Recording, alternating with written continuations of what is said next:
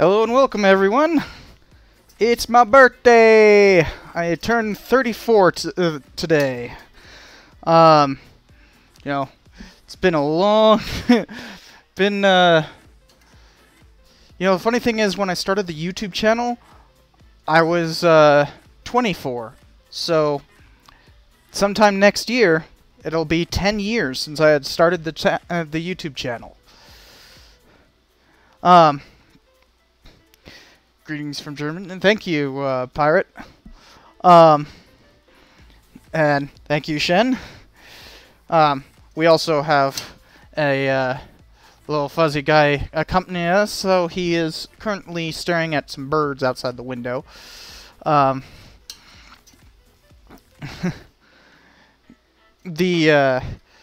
So, in celebration, I brought out the Stein, and gonna drink some Belgian ale today. Some nice sweet stuff. So traditionally, for the last 4 years, prior to this one, I would actually release a you know, video that I really wanted to make and just was kind of like a celebratory thing. Normally not exactly on my birthday, normally like a week or maybe a day or two around my birthday, but they were always something that, you know, I was very happy with. Oh yeah, and I should say it's a new Belgian triple ale, but still a Belgian ale, just an American version. These are actually pretty good. They're not overly sweet like a lot of triples as well. Oh,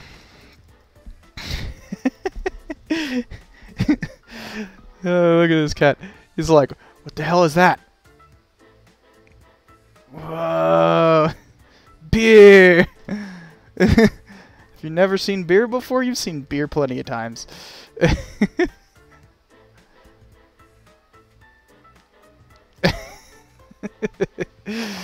He's a goofy guy.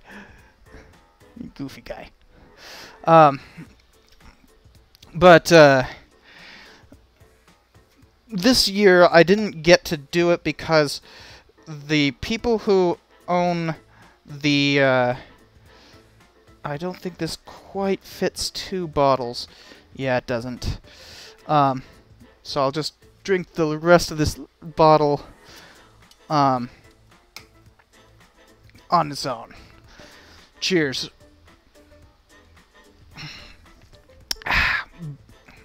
Still good from the bottle, though. Skull it. What does skull it mean? How does one skull something? But, the problem was, heck, I can actually show you guys. Real quick. You see this one at the top right here? That was the video I actually wanted to release today. I busted it out to get it done right before the school year started. I actually finished it 2 days after the school year started. I'm not supposed to be working on this stuff during the school year. Part of the terms of my fellowship, but I'm willing to fudge the numbers a little bit on that. Oh, down it in one? No thanks. This is nice beer. Why'd I do that? But you can see I actually uploaded like 5 different versions of this. And every single one I get, you know, a some sort of copyright claim. So I got to deal with that. It's going to be annoying, so I'm just going to push off the release for quite a while. Unfortunately. I'm really happy with it, though. I mean, I don't know if you guys can see it, but that's 52.5 minutes. Yeah, 52.5 minutes to review Casino. I really like this movie. Can you tell that some of the ones that I like the best are some of my longest reviews? Yeah, it's a like YouTube is restricting the copyright on this especially hard. Like, I never got a single copyright flag on any of this year's reviews. You know, not The Last Duel. That one's fine. Not Frida. Not American Animals right there. You guys can't quite see it. There's American Animals. I think that's everything I reviewed this year. What's the last one I reviewed? Oh yeah, the last one I reviewed, you can't quite see it if I move myself. You can see right here, Judas and the Black Messiah. It did actually get hit, but when I refuted it, it was an easy refutation. The studio was like, oh yeah, that was just a bad content ID. So no problems there. But like, for some reason, Casino is just uber hard to review. So I can't release it right now, unfortunately. Yeah, you can actually see I've got a bunch built up. I've got 5 ready to go. And there's going to be a 6th for this semester. Good stuff. The nice thing about this beer stein is it's actually, like, you know, vacuum insulated and everything. Oh, I should switch back to this. Is that it's vacuum insulated, so it actually keeps my beer quite cold, even though, like, the outside's room temperature.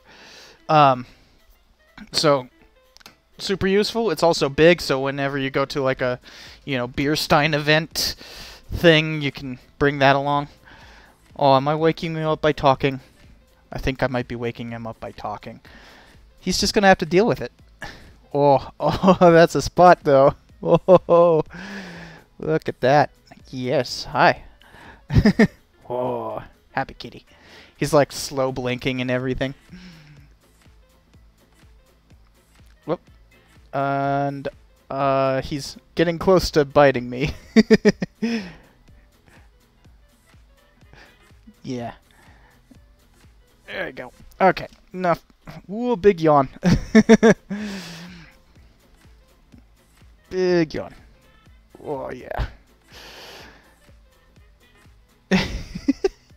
Oh, I gotta get that chin. Oh, he loves that chin. But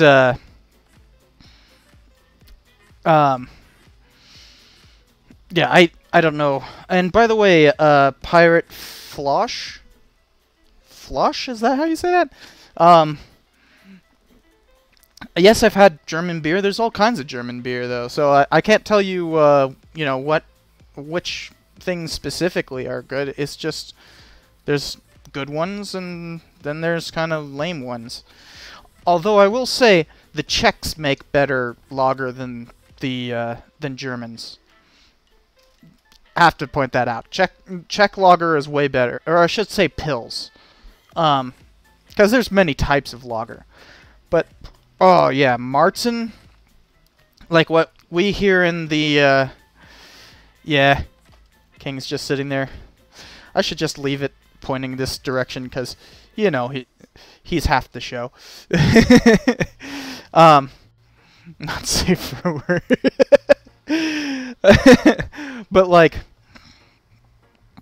yep, I don't know what it is about him, but like he always starts bathing like right when he wakes up. Like he was sleeping when I started this stream, but now he's awake and therefore he has to start bathing like every time.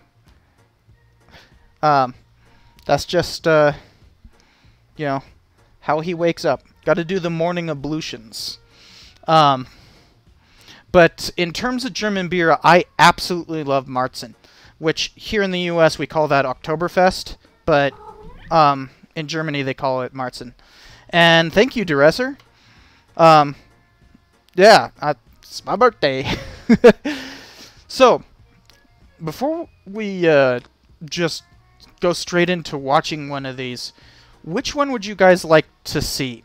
There's 4 options. We have my historiography video, the history of history. Then there's the my Hollywood history video. Then there is the Las Vegas episode, and then there's the entire Western the Death of the Western one, which is like an hour long. Actually, I would love to do a poll, except for I don't actually know how to do it. How do we make a poll on this thing? I should look that up. How do we... okay, I'll just... not...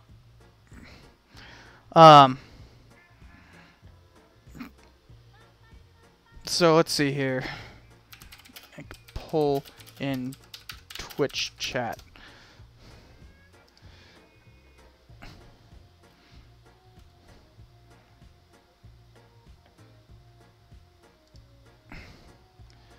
Go to dashboard.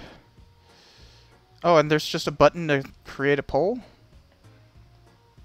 Oh, manage polls. Okay, that's easy.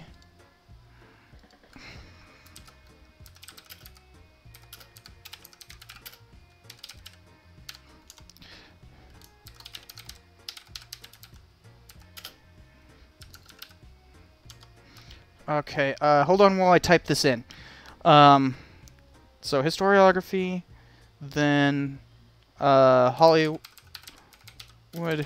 history 2020, then Death of the Western 2019, and Las Vegas history 2018. And we'll hold it open for 2 minutes. Alright, so the poll is running. You guys got 2 minutes. Hit that poll. Tell me which one I should watch. You got historiography, the Hollywood history, Death of the Western, and Las Vegas history. So I will go here and I will show you guys the ones that I'm talking about in terms of thumbnails. So, Historio.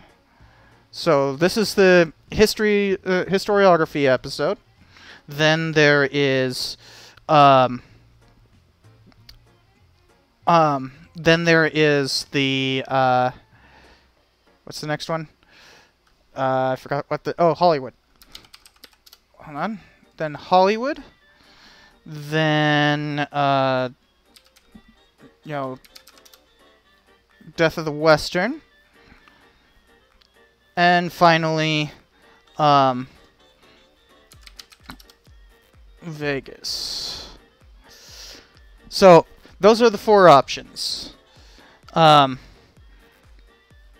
got 3 votes in. So, once again, we've got Las Vegas, the history of Las Vegas. Then the Death of the Western. Then the history of Hollywood. And then the history of history, or historiography. I will forewarn you, the Death of the Western one is an hour long. So, like, if we choose that one, it will probably take up, like, the entire stream. Because I do have to be somewhere in 2 hours. The most boring but most necessary subject? What's the most boring or necessary subject? Are you saying, historiography? Oh no, it's a tie! No! Alright. Between those two, whoever types it in first, that's what we're going with. So type it in, whoever types it in first, we're going there. And yes, I'm going to a pub after this. And the, so, historiography wins. Alright. It's the problem with doing a poll, it might come in even. So let's go to Historio. What? That's... What? How did it go to the Civil War lecture? Oh, I wanted this one. Too late! That's the problem with the tied poll. we could go to that one next. I do really like that one because I'm not the one actually voicing it, and believe it or not, I actually don't really like hearing the sound of my own voice. But here goes nothing. Let's see. Let's watch this and just watch me cringe at having to listen to myself at like 2 times speed, and I'm not actually at 2 times speed. That's just how fast I'm talking in this one. Hey, Cypher. Oh, hold on. I just realized there's background music still going, so we need to turn that off. Now that the background music is off, please let me know if the volume levels are incorrectly, if it's too loud or anything. Let me know. Here, historiography is a very important part of doing history, along with argumentation methodology, essay structure. Okay, I should still be able to talk over it, right? Properly cite materials. Historiography is one of the fundamental skills one must have to write papers on history, as in being a historian. So, what is historiography? Well, it's the history of history. I've actually already done an episode on what that is, so you can click here for that. But today, I want to talk about Western historiography, as in the major schools of thought in the history field. Every undergrad history major takes a course in this, and grad students have an even more intensive version. I've actually taken 3 historiography courses throughout my time, and just general historiography courses. I've also taken a specialized historiography course in U.S. Western history. Oh, are you done? Are you done with that? I think he. Oh no, he's not. Just gotta attack a different place. Oh, look at the got a little paw in the air. But yeah, I've had undergrad historiography, master's historiography, PhD historiography, and U.S. Western historiography. 4. All right, here we go. Here you'll learn about most of these schools of thought in much greater detail.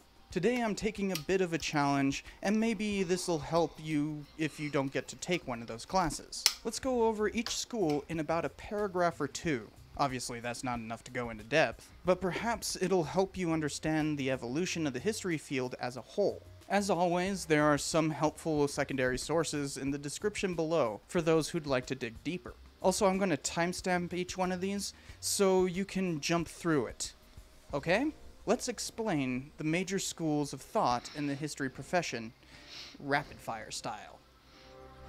This is really rapid, though.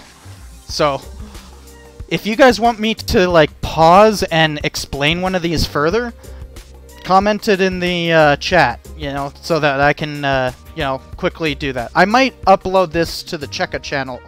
I should pause it. I might upload this to the Cheka channel just so that, I can keep a record of it, and, that the VOD doesn't I think VODs disappear after 30 days.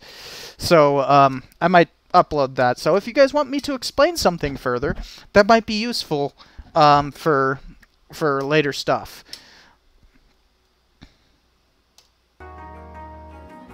The first historians came in Greece during the 5th century before Christ. Herodotus described the past in an entertaining way, if not so accurate a narrative. His successor, Thucydides, used more rigor and analysis to tell the story of the Peloponnesian War, which he had participated in. These two lit the way for future historians by showing what history is and how to write it. The words story and history derive from the same root. So history...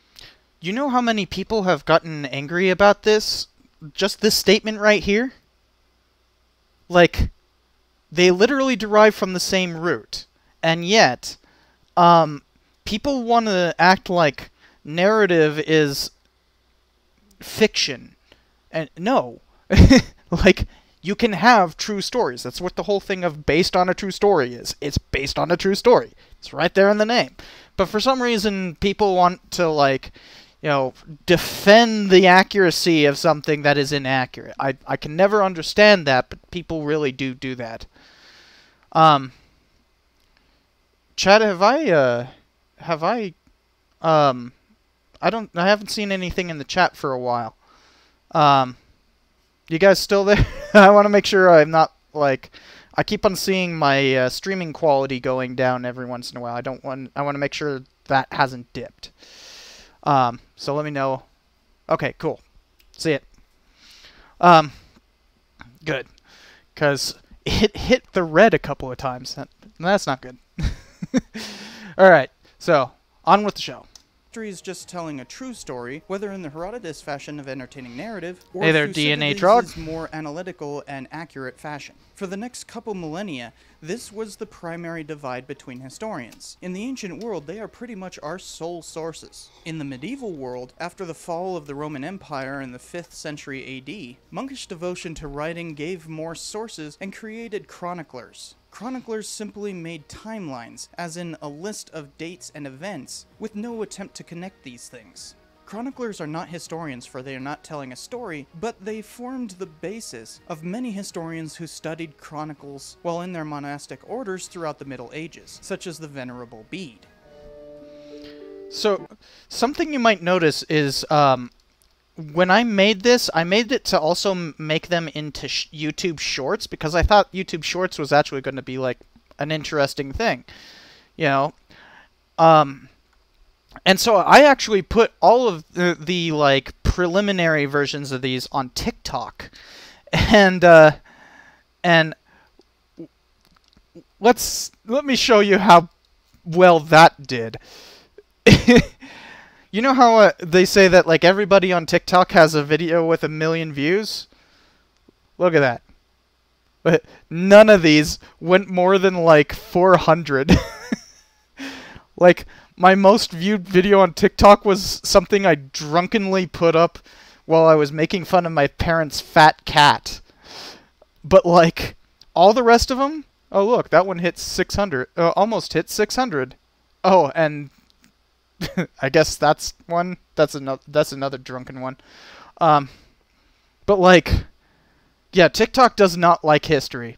And then, I was trying to put them up on YouTube. Not posts. No. Oh, it doesn't differentiate between shorts. Huh, that's a bit annoying. I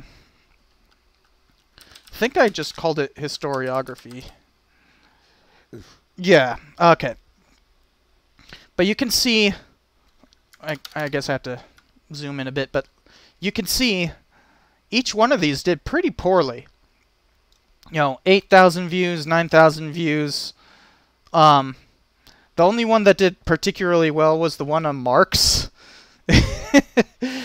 And so after I got done, after I got to culture, I just stopped, because I guess just like historiography shorts don't work very well. Even though, as you can see, there's a bunch more to do. Like, this is where I ended for the YouTube shorts, but you can see it goes all the way up here, right? And TikTok is a nightmare. I just was throwing things on there to see how they do. Obviously, history is just not welcome on TikTok. But like, also you can see on TikTok they specifically like downgrade things. Like, this is the rise of Christian nationalism thing, and you can see that it only got 45 views. That's an indicator that they screwed up like they suppressed that algorithmically, obviously. You can also see that right here with the Frankfurt School. You know, another one that's like potentially incredibly you know, controversial, and it only got 20 views. But on YouTube, I didn't even get there. I got to the cultural turn, and it was like, wow, these things are not performing well at all.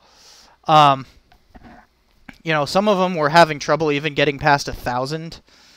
Although it appears some of them have gotten a little bit of ladder attention. But, like, still, almost none of them get above 10,000 views, which is pretty pitiful. No worries there, Tyler. Welcome to the stream. But I have thought about like retrying releasing these shorts and just kind of getting through the rest of them. You know, maybe in like January I could try, because January is when a lot of like views drop down and like YouTube revenue just crashes and stuff like that, and it's the time to be a little bit more experimental. You'll notice that a lot of the time I've been a little bit more experimental in January. So I might do that. You might also notice that the divisions in these, like for instance here it says linguistic turn and cultural turn, those are the same bit in this. So you'll notice that there are some differences between the shorts and the, like content differences between the shorts and the history of history. But I had to actually like design that. Like, this was a huge frickin' project, and that's why I released it on my birthday. I'm very proud of this. Like, I'm very happy with how this turned out. I'm just sad that it's not popular, you know? Like, this is something that I put an incredible amount of work into. I've managed to compress a graduate level class down to frickin' 20 minutes. So, you know, it would be nice if it was more popular, but, you know, people just don't want to learn about historiography. They want, you know, history rather than historiography. But I'm still proud of what I did. And I think shorts are not good for education. You need explanation for education. Well, I mean, this video has that. You know, each one of these sections, or maybe even like divided up even further than one of these sections, is a short. I meant this to be a short, to be shorts as well as a singular episode. Like, I designed it that way. That took a hell of a lot of work. But unfortunately, it's just like this subject in particular, just historiography, is not popular. But I think it should be, because this is incredibly important, as we will see. Something changed around the beginning of the Renaissance. As scholars began to devote their pursuits to a more varied set of objectives, a plethora of sources came about. Historians still argue over the divide between the medieval and modern eras. It depends on how one defines the difference. Normally, the difference between the Renaissance, which began in the 15th century, and the Age of Revolutions, which began in the 18th century, is the demarcation of the early modern era. From there on to the World Wars is the High Modern Era, and from World War II to present is called contemporary history. In modern times, there's far more literacy in writing, the printing press to spread ideas, a push to advance both socially and scientifically, while also more interconnectedness around the world. So defining when that starts could be the fall of Constantinople, the invention of the printing press, or when Columbus reported his landing in the New World. Because of this break in sourcing and general public disposition, historians generally divide themselves between medievalists and modernists, as in those who study the past before or after that. Okay, so this is something, I'm going to just kind of move my thing off screen a little bit so that you guys can see it. Because this is pretty useful information right here, right? Like, this is like the general way we divide history into eras. You know, from basically the earliest writing to the fall of the Roman Empire is ancient history. Medieval history is roughly from the fall to the beginning of the Renaissance. The Renaissance is roughly, the early modern times includes the Renaissance and these you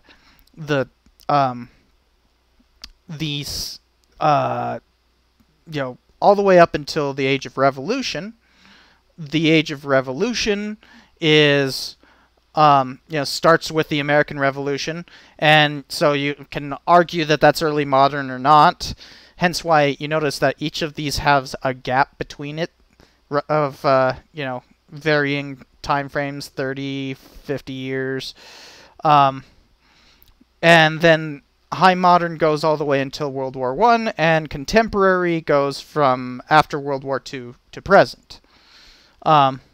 as you can also see, I say periodization is always weird. So, yeah, it can be pretty complicated.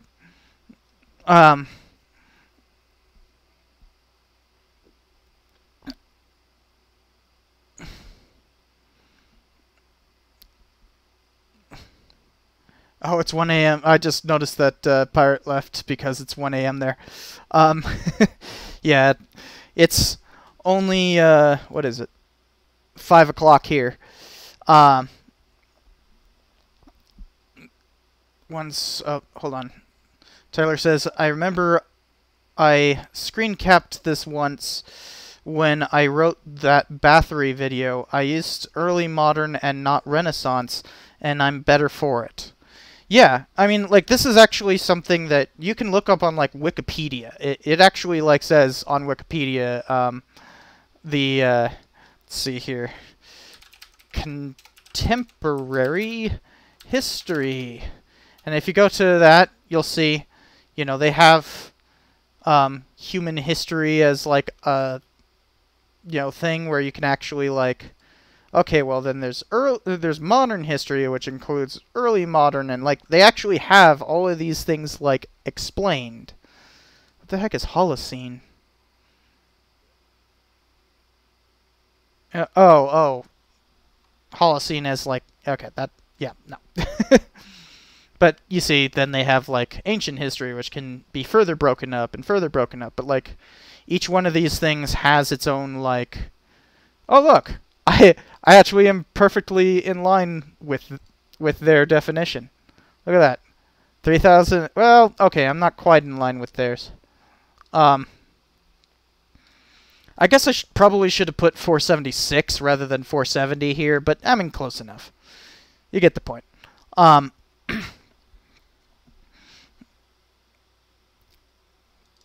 right, back to this. Hazily defined periodization. I forgot about that joke. During the Enlightenment. Did you guys hear that joke? It's the Aquarius, but I'm talking about antiquarians. And some people who had leisure time chose. In fact, I think that was a joke from Punk Sci, if I remember correctly. I think Punk Sci made a joke about that, and I was like, I'm using this. What are the periods in between periods? I don't. But antiquarians are, you know, interesting because, you know, they still kind of exist. You know, it's one of these things where from this point onward, like, the various categories still exist. Everything prior to this point, the categories don't. I mean, like, modernity does, of course, but like, you know, that's just like talking about like where periods are periodized, whereas this is like defining a particular type of historian.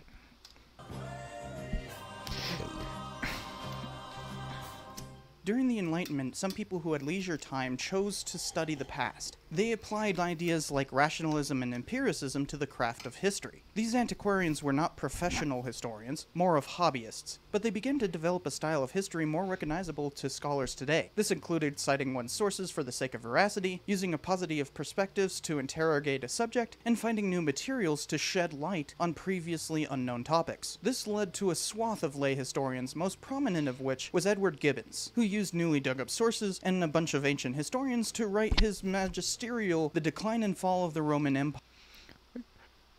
I just read what Punk says. The period between periods is known as the conception time.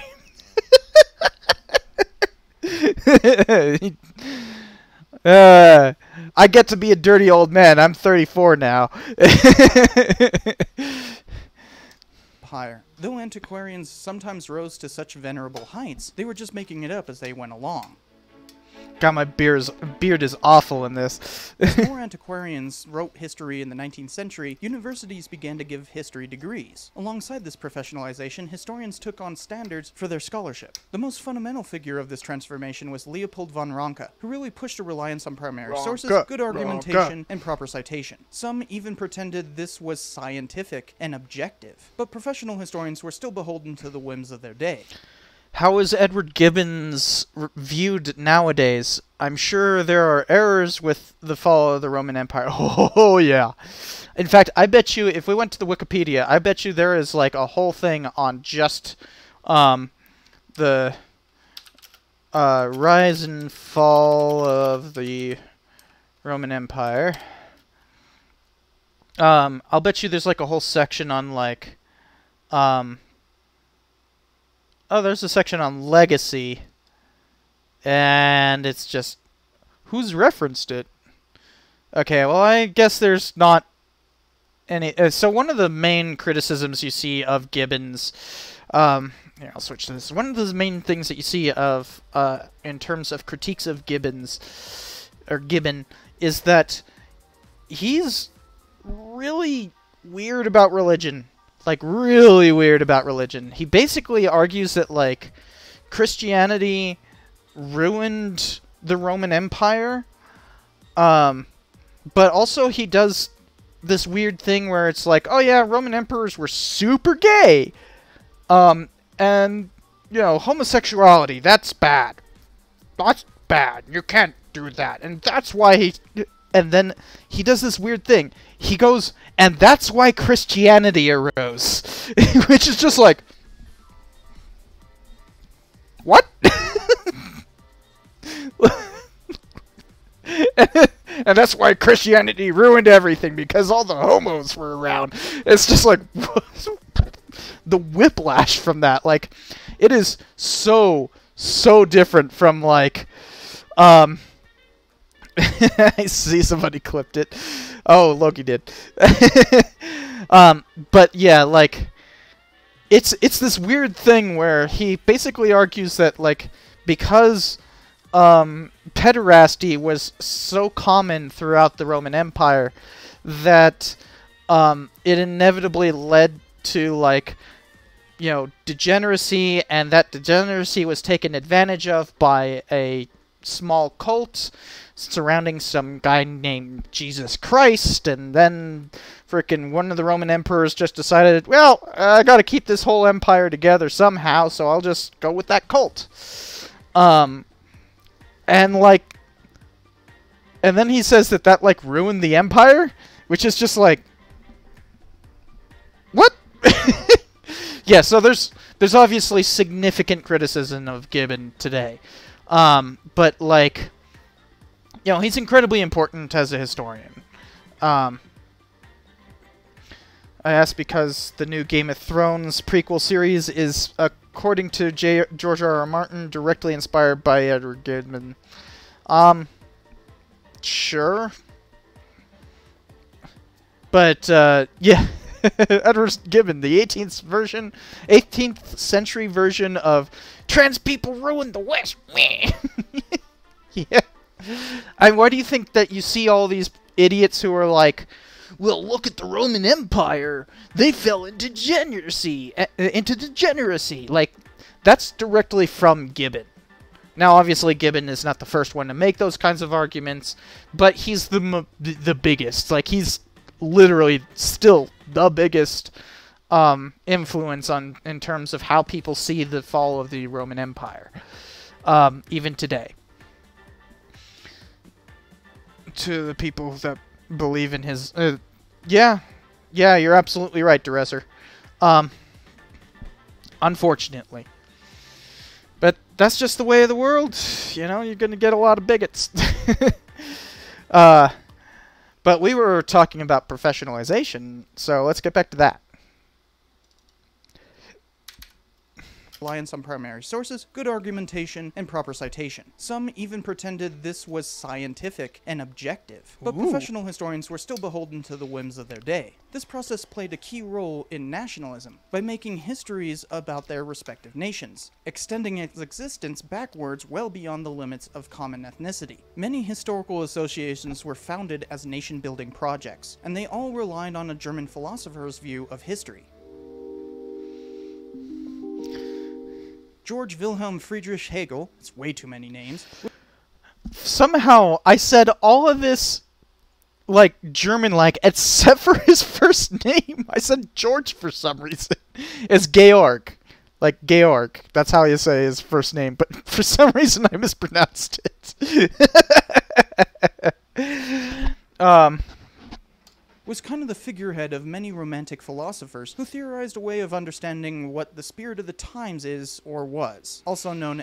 And yes, Duresser, you're not wrong. Like, historians are very much responsible for nationalism. I'd actually, after this episode, go on to make that very explicit in my Origin of Nationalism episode. Time to end history. As zeitgeist. A status quo gave rise to its opposition, eventually resolving into a new norm that incorporated both. This is called the Hegelian dialectic, where you have the thesis, antithesis, and synthesis. So the French Revolution was merely... For some reason I couldn't say antithesis.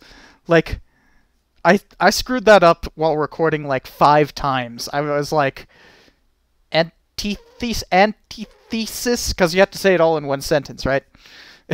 the rise of opposition to aristocracy, resolving with Napoleon taking on the role of both. This dialectic was the zeitgeist, and the nation-state was its ultimate destination. Historians who use this theory believe that history is always progressing, that the zeitgeist is always improving, and the arrow of history points toward liberal democracy, more civil rights, scientific advancement, technological improvement, and increasing nation-states around the world reinforce this view of perpetual progress. These historians are called Whigs, though I rather like the term chronological snobbery, for Whigs are rather assumptive of what is good. For the general public, a funny term I made up is technotheism, because they are Whig. By the way, if anybody wants to see the footnotes that, like, my video, my video right here is blocking, for instance, you just missed a footnote.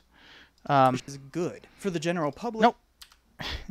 You can see I have a footnote there that, my video was blocking. So if you want me to pause it and show you what the footnote is, I can easily do that. Was that during the unification of Germany? And the unification of Germany is a long subject. You could basically argue it starts in like 1800 and doesn't end until 1871, and arguably doesn't really end until 1939. So with the Anschluss, or 38, with the Anschluss. So like, and then the Nazis argued that that wasn't even enough, that they had to take over Czechoslovakia and frickin' bridge the Danzig Gap to make a truly fully unified Germany. But like in 1871, it was the unification of a lesser Germany because Austria was not included. Chronological snobbery. For Whigs are rather assumptive of what is good. For the general public, a funny term I made up is technotheism, because they are Whiggish about science and technology to the point of blind faith. But Whiggishness is not the only way of interpreting the Hegelian dialectic. Too many windows. I don't know. Karl Marx theorized that the driver of history was not nations and instead was class struggle. The material circumstance... This one, like, when I put it in shorts form, the comments got so bad that I had to disable comments. They were like, yeah, it was basically just all the, commies, you're trying to frickin' apologize for this. Like, frickin' idiots. Marx was just a philosopher. of people's economic position determined their lives more than anything else. So in his view, the French Revolution resulted in the rise of the bourgeoisie, as in middle class, to dominance, beginning the era of capitalism. Ancient history was defined by rulers exploiting slaves, medieval times as aristocrats exploiting peasants. Tyler, classism and elitism are two different things. Classism is, like, not what you... that you're using the term wrong. It's not a form of bigotry. Classism is referring to, like, a particular way of understanding, like, I don't know, literature. You mean elitism isn't real? Just like, yeah. Substitute your word classism with elitism. Yeah, just call it elitism, Tyler. Part 3 of 4 gets mad after only watching part 3. Part 3? I don't know what you're referring to there, Ash Blackney. Oh, I'm pretty sure I've seen you in the comments section of some of my videos. And welcome to the stream. Let's go back. Defined by rulers exploiting slaves, beginning the era of capitalism. Ancient history was defined by rulers exploiting slaves, medieval times as aristocrats exploiting peasants, and modernity by the bourgeoisie exploiting urban labor, also known as proletarians. Every time a lower class would rise up in defiance of an upper class, it would result in a new upper and lower class. Marx believed that the next revolution would result in a proletarian dictatorship, and this would be the last world revolution, as they would first implement a kind of temporary socialism before the state I still don't know what you're referring to there, Ash Blackley. Resulting in communism. So historians who utilize this theory of history look at material circumstances of class and whether they are aware of their exploitation. This is called materialism, and the recognition of exploitation is called class consciousness.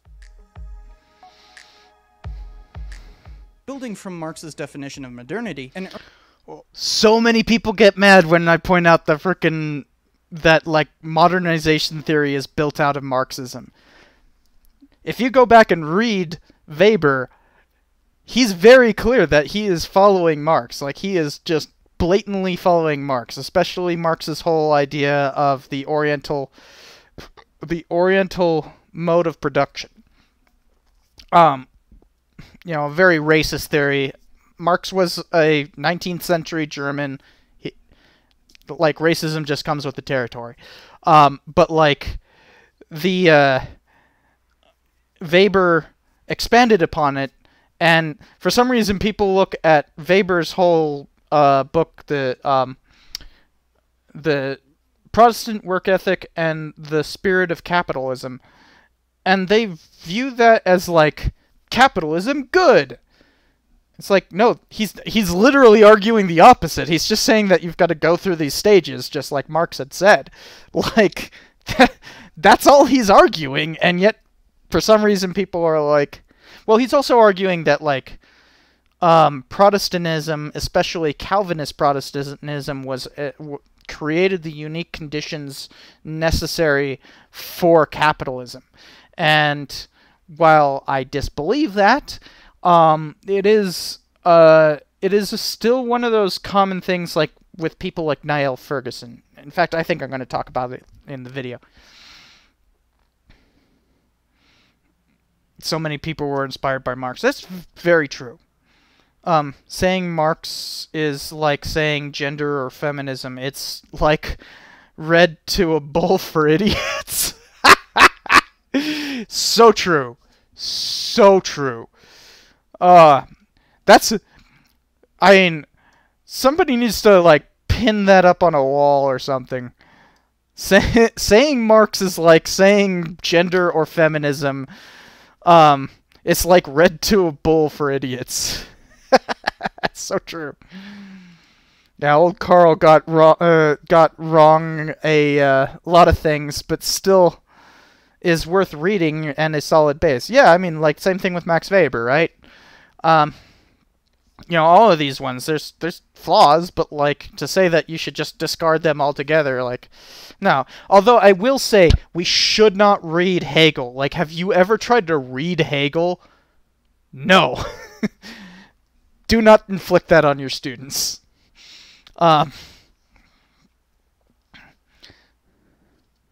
Make it a shirt. All right, so back to this. Early sociologist named Max Weber theorized that capitalism arose from Calvinist Protestantism due to the working spirit that theology instilled. Historians following Weber seek further explanation for modernity, such as science and legal rights. By defining modernity with these supposed good values, they can push for other countries to adopt them, and therefore modernize. Today, this is considered highly imperialistic and antithetical to the profession's ethics, but you still find historians like Niall Ferguson on the fringes of academia. This is driven by German philosophy, but the U.S. was Oh, hold on, I gotta show Ferguson the footnote there. Academia. This is driven. Look at that footnote.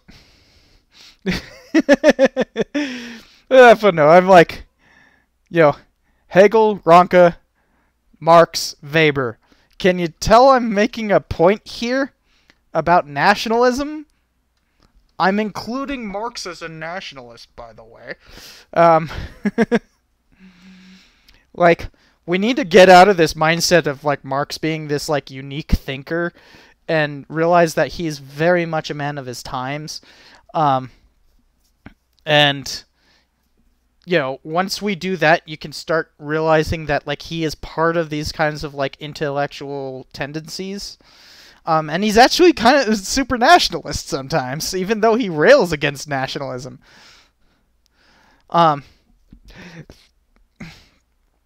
And yes, Niall Ferguson is an asshole.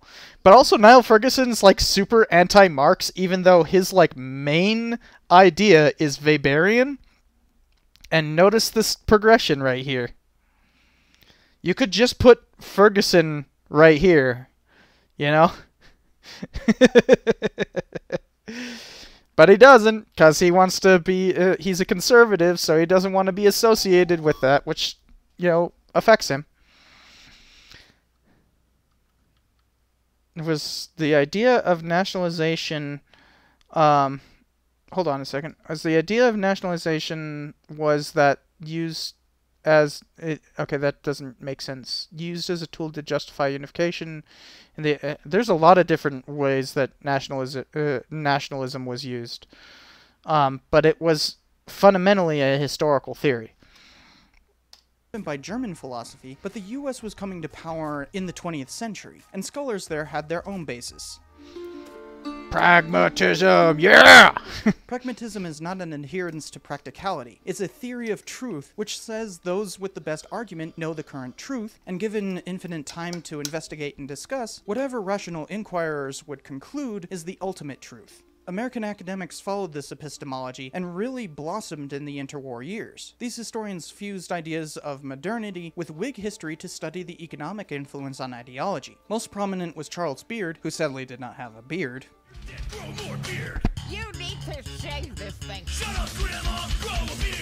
He applied this to the American Revolution and Civil War, showing the economic basis of opposition to taxation and slavery. Carl Becker advocated for learning from the public as part of the rational inquiry of pragmatism, which he called the everyman historian. Historians could teach and learn, kind of like what I do on this channel, but generally academics remain split from public history, especially since they thought individuals would atomize the nation-building project of U.S. history. This fusion of nationalism and materialism meant they believed that the U.S. was on a trajectory to hegemony in the world, which came after World War II.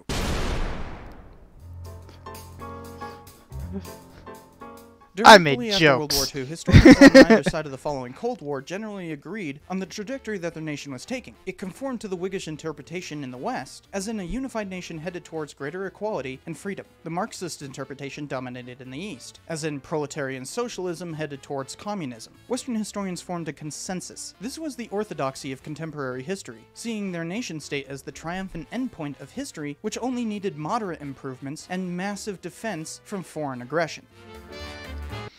One thing to point out about consensus history is that it's often considered as like a conservative position today, but in the 1950s and 60s, it was known as the liberal consensus.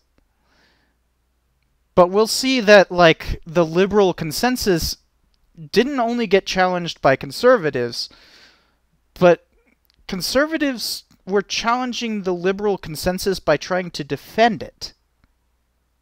Yeah, no joke. If you think about this change, like how conservatives talk about like history today, they're trying to conserve liberalism. But like the history profession has moved on from liberalism. That's why when I often hear people being like, "Ah, you freaking liberal bias in the university," it's like, you think it's liberal bias? Oh, you don't know a damn thing about historiography. The height of the Cold War. Screw that phrase. Haha, thousands died. Alright.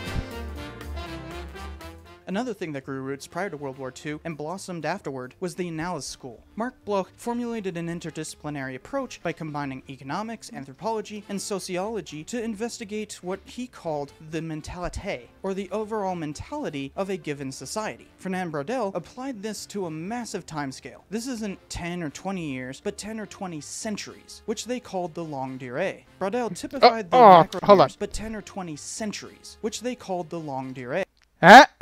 You get the joke? Longue durée. I accidentally wrote lingerie as in, lingerie as in like underwear in an essay about this, and oh man, I got told off. It's just like, what do you?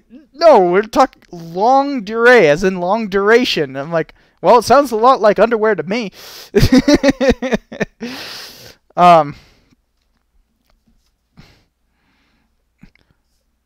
Did you just say the height of the Cold War was used in Gorby's obituary? 1984 is... Oh my god. I hate that phrase so much.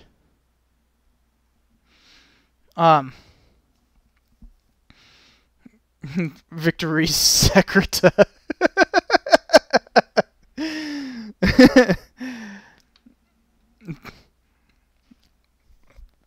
Yeah, I guess, Lukács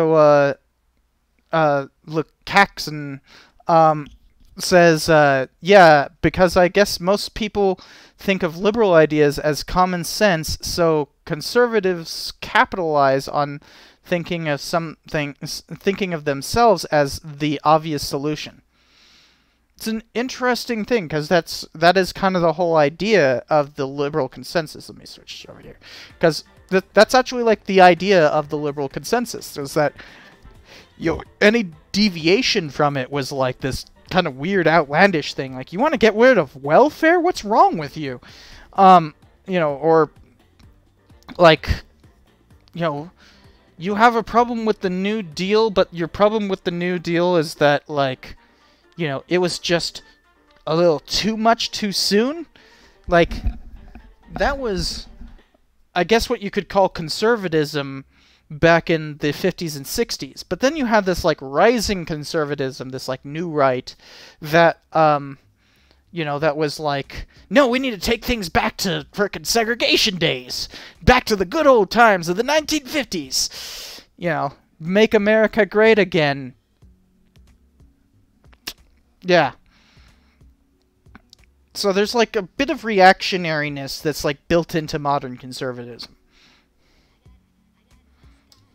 Hey, Braudel typified the macro-historical approach this school of thought is known for. Analysis and pragmatism were part of many schools of thought that applied a structural understanding of linguistics to history, called the New Social History. Social history looked at society as a whole through rigorous structural theory. The language of primary sources was kind of an ethnic glue that gave context to all speech. Mostly they applied structural functionalism from sociology, as in what is the function of any given subject within the context of a social structure. This linguistic analysis broadened what societal trends were leading toward a better nation. But structural... Oh god, I just realized I switched... Okay, sorry, I switched back to the video and I didn't... Sorry. Damn it. I think I was here. Sorry, I forgot to hit the button. That's my fault. Sorry.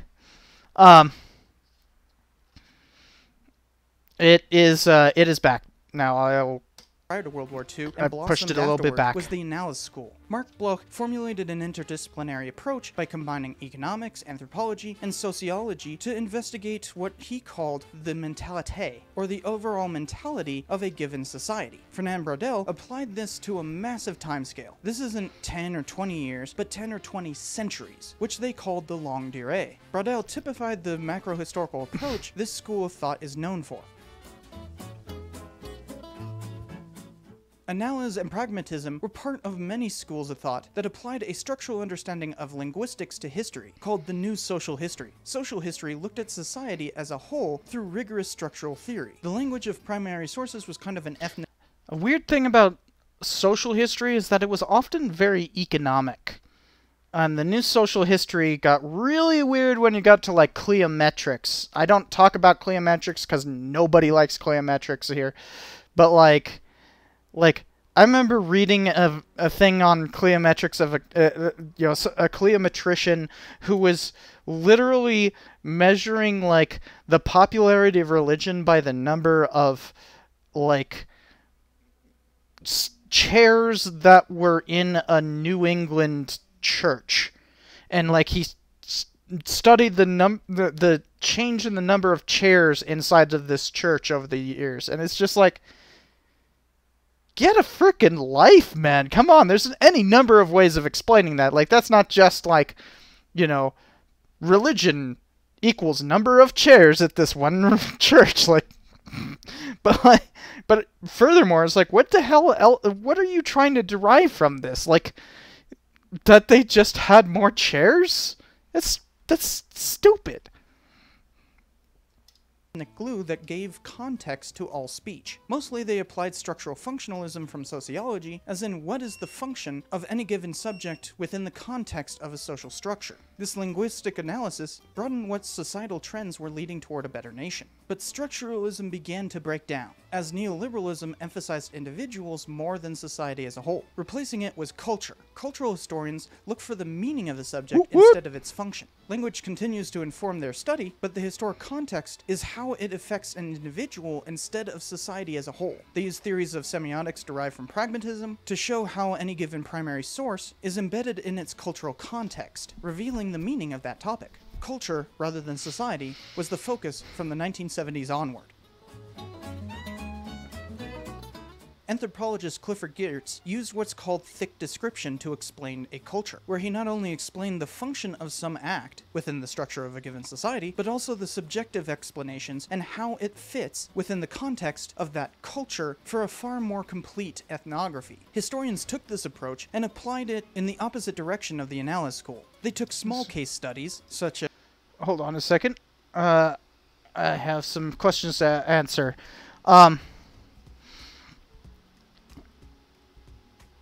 Is there such a thing as a not dour history photo from the 20th century? I don't know. They all look as happy as Theodore Adorno.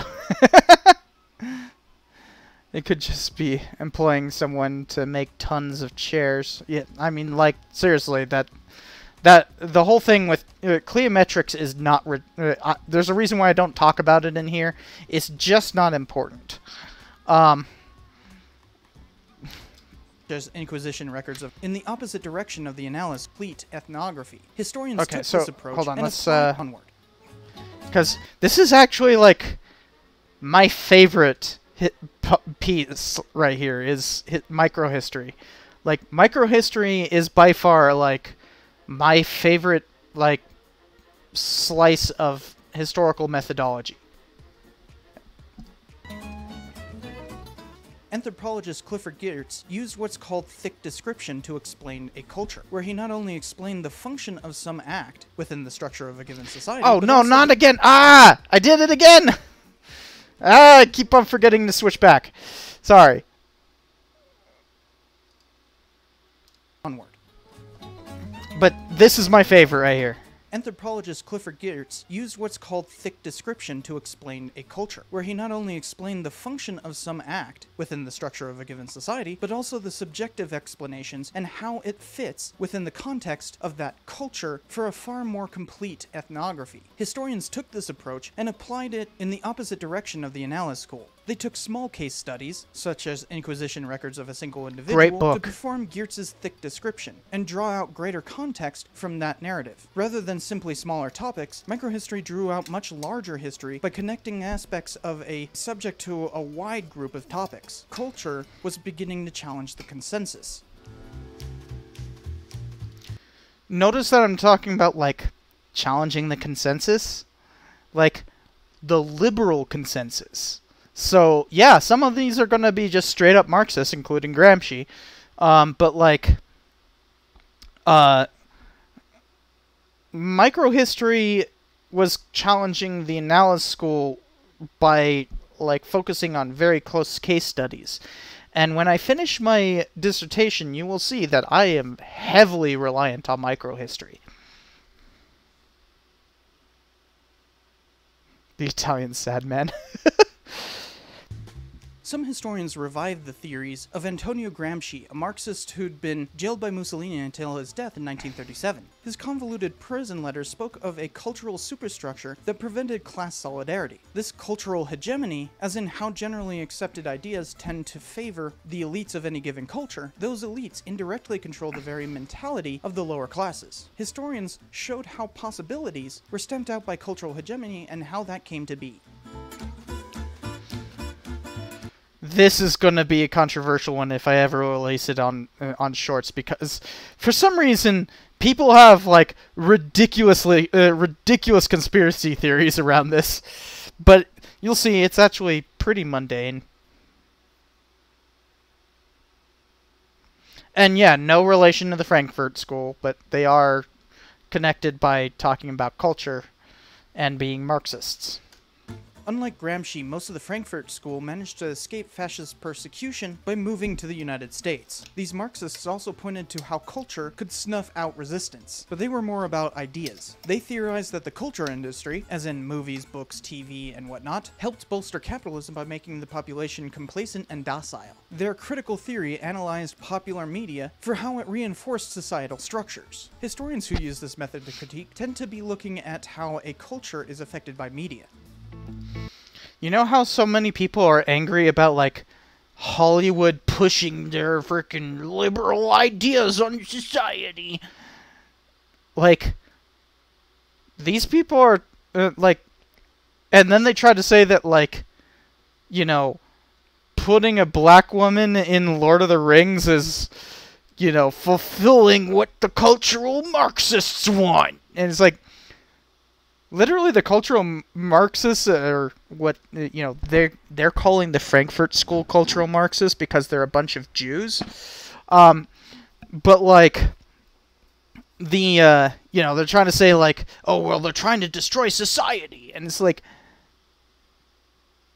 the Frankfurt School would have argued that you can't destroy society with Hollywood. That is, like, literally impossible. That Hollywood is an inherent part of society, and that, like, you cannot have any kind of revolutionary movement from Hollywood because it is inherently reinforcing of the status quo.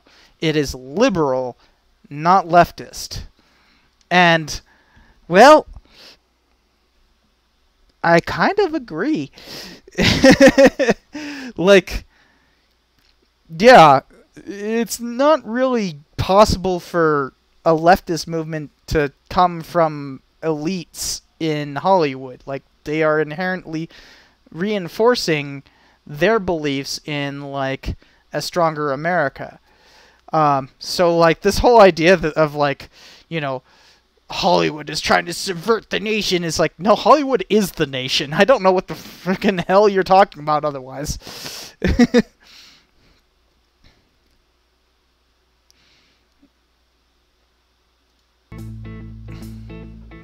Throughout the 1960s and 70s, as the linguistic turn went from societal to cultural emphasis, due to the counterculture and civil rights movements, a different form of politics advocated peace and equality. As opposed to Marxism, anarchism, or socialism, this new left was fundamentally opposed to violence. They eventually made their way into academia and began to revise the historical orthodoxy of the consensus. They showed that the emphasis on a national character was necessarily marginalizing to anyone who did not conform with it. These revisionists used history to show the oppression of people that were not in the dominant race, class, or gender, eventually specializing in those marginalized identities. Race, class, and gender studies came to dominate the field. Much of revisionism is about raising the voices of historical characters previously silenced by nationalistic history. Nationalism violently imposed racism, exploitation, and misogyny. Historicizing the meaning of those who were hegemonic as it literally orthodoxy, shows namely the white, Ku Klux cis, Klan. heterosexual males who were rich, challenged that violent nationalism. But gender took on an extra dimension.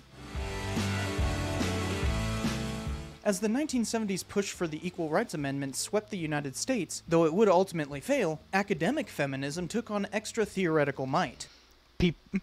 Oh, the frickin', you know, internet's about to get real angry. This is another one that I kind of want to put out as a short just to anger people.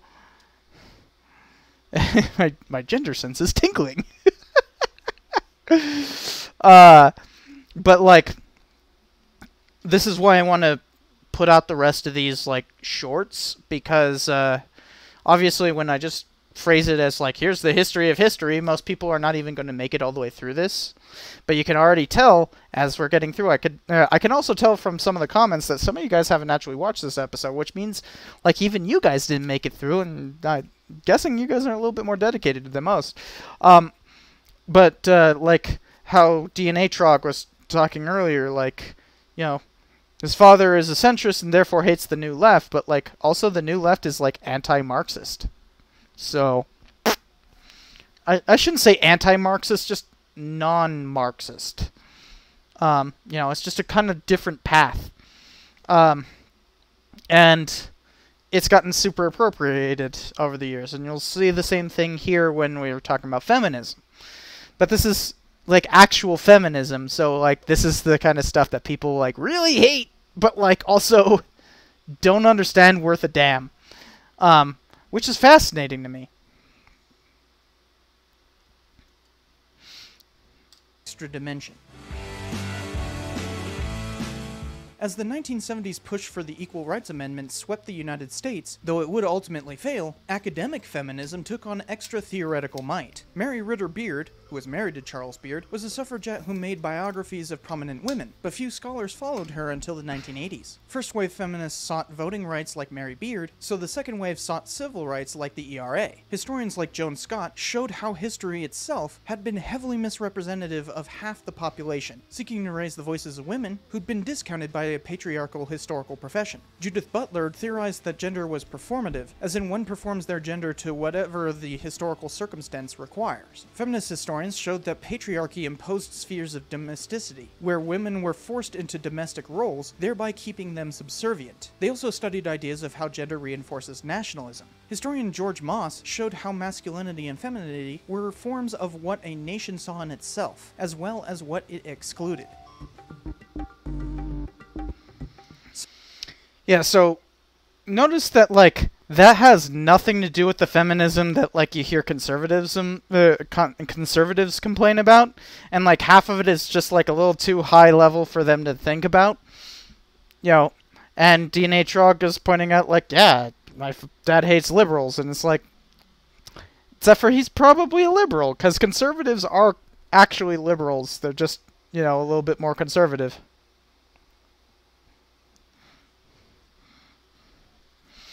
Some forms of nationalism only arose to fight imperialism. As empires decolonized, historians sought to... How long before Schlafly? Like, Schlafly has nothing to do with what we're talking about here. Like, she's opposed to it, sure, but I don't give a damn about the opposition. I'm talking about historiography. Illustrate how previous rose to fight imperialism. As empires decolonized, historians sought to illustrate how previous history had supported colonial subjugation. Franz Fanon theorized that imperial powers imposed a cultural hegemony on indigenous people that ultimately alienated them, much like W.E.B. Du Bois proposed the idea of double consciousness, where a marginalized person thinks in a way that subjugates them by devaluing their self-worth. Edward Said built from that, showing that Westerners described Easterners, or the Orient, as exotic and irrational, thereby needing subjugation to impose supposedly superior Western virtues. Various theories attempted to raise the voices of alienated subjects, also known as Sorry about that.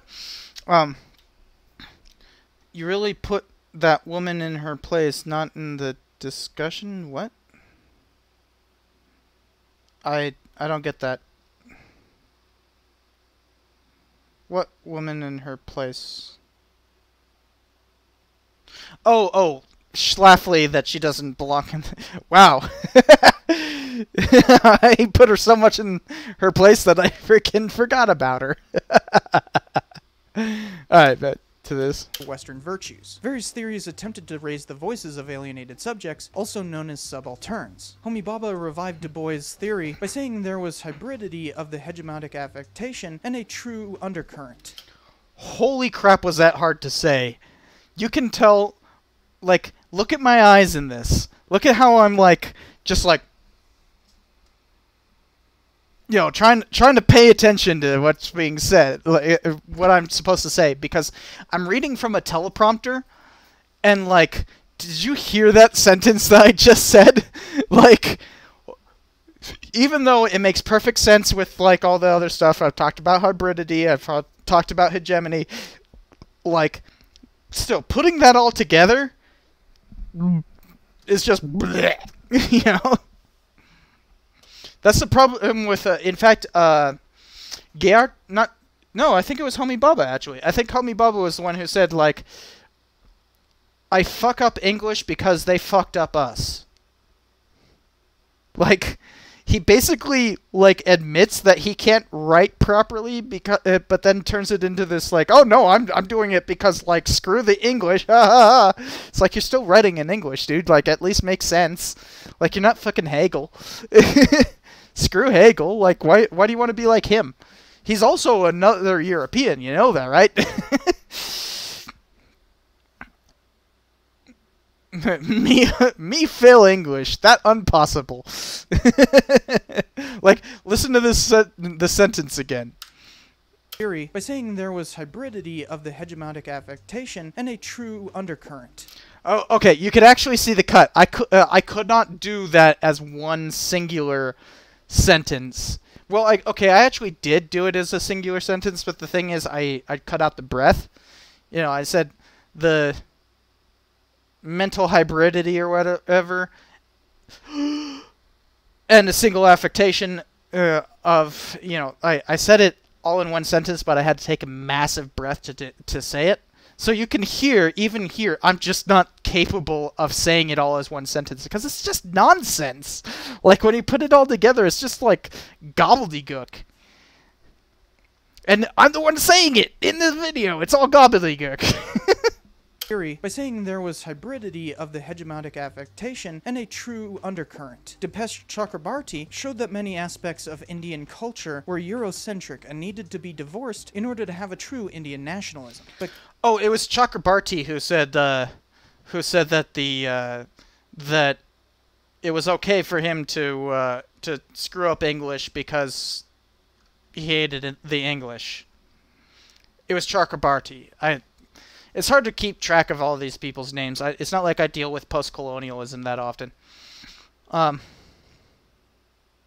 Gayatri Spivak argued that there were certain subalterns that couldn't have their voices elevated, because they were essentially too alienated by cultural hegemony. They were so subjugated that they had no voice of their own. So there is a tension in historiography that some people may truly be lost as legitimate sources to counter colonial narratives. These post-colonial theories allow us to question the archives, but also show how colonized people often cannot transcend their subjugation.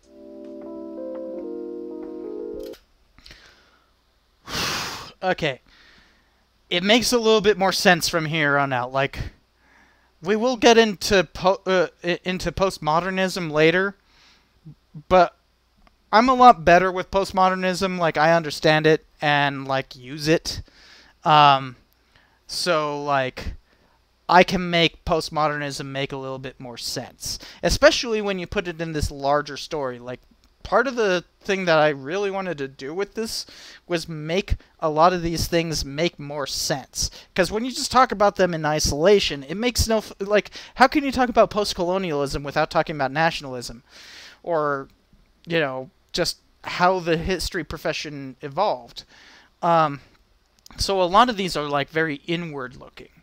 And that's why I'm very proud of this, because I tried to like make all of this make sense.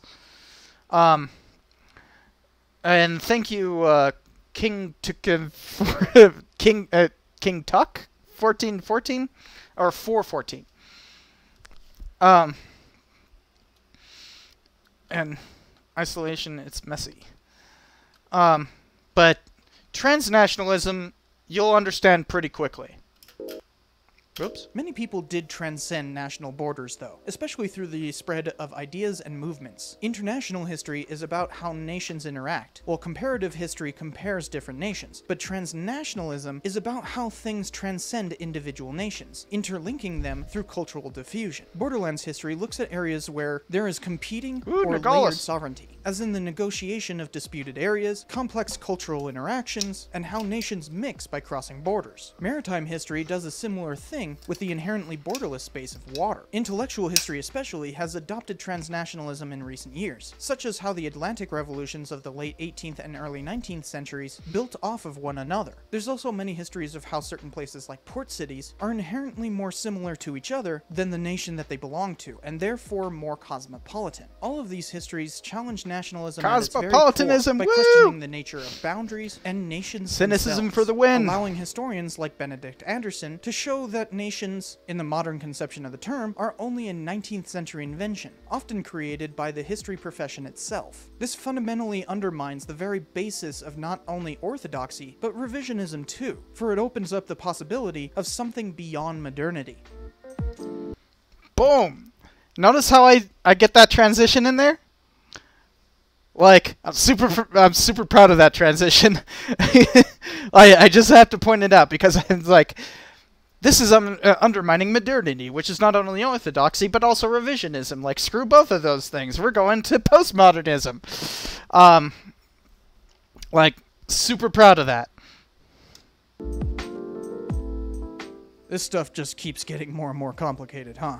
Historians now question the grand narratives that reinforce nationalism, and thereby modernism. Postmodernism in the history profession is simply that, showing that abstract categories such as race, class, gender, and nation are social constructs that feed into a grand narrative. Humanity built them and they changed over time, to the point of making them appear natural. So postmodernists deconstruct that grand narrative. While this shows how a given social construct came into being and what it is used for, this ultimately undermines its power by showing these are not fixed and natural abstractions. Michel Foucault, or as one student mispronounced it, Mitchell Foucault, was at the forefront of this trend. He applied Friedrich Nietzsche's ideas about genealogical history and humanity's fundamental drive to assert power over various concepts such as sexuality, government, knowledge, and punishment. Can you tell that I'm, like, super into Nietzsche? Because, like, notice that I talk about Foucault, and I'm just like, no, we're talking about Nietzsche, actually. I really do like Nietzsche, but, like, you just don't get to use him that often. I mean, I do, because, like, I go out of my way for it, but, like, so did Foucault. And I think that if you talk about Foucault, you have to talk about Nietzsche, at least if you have the time to.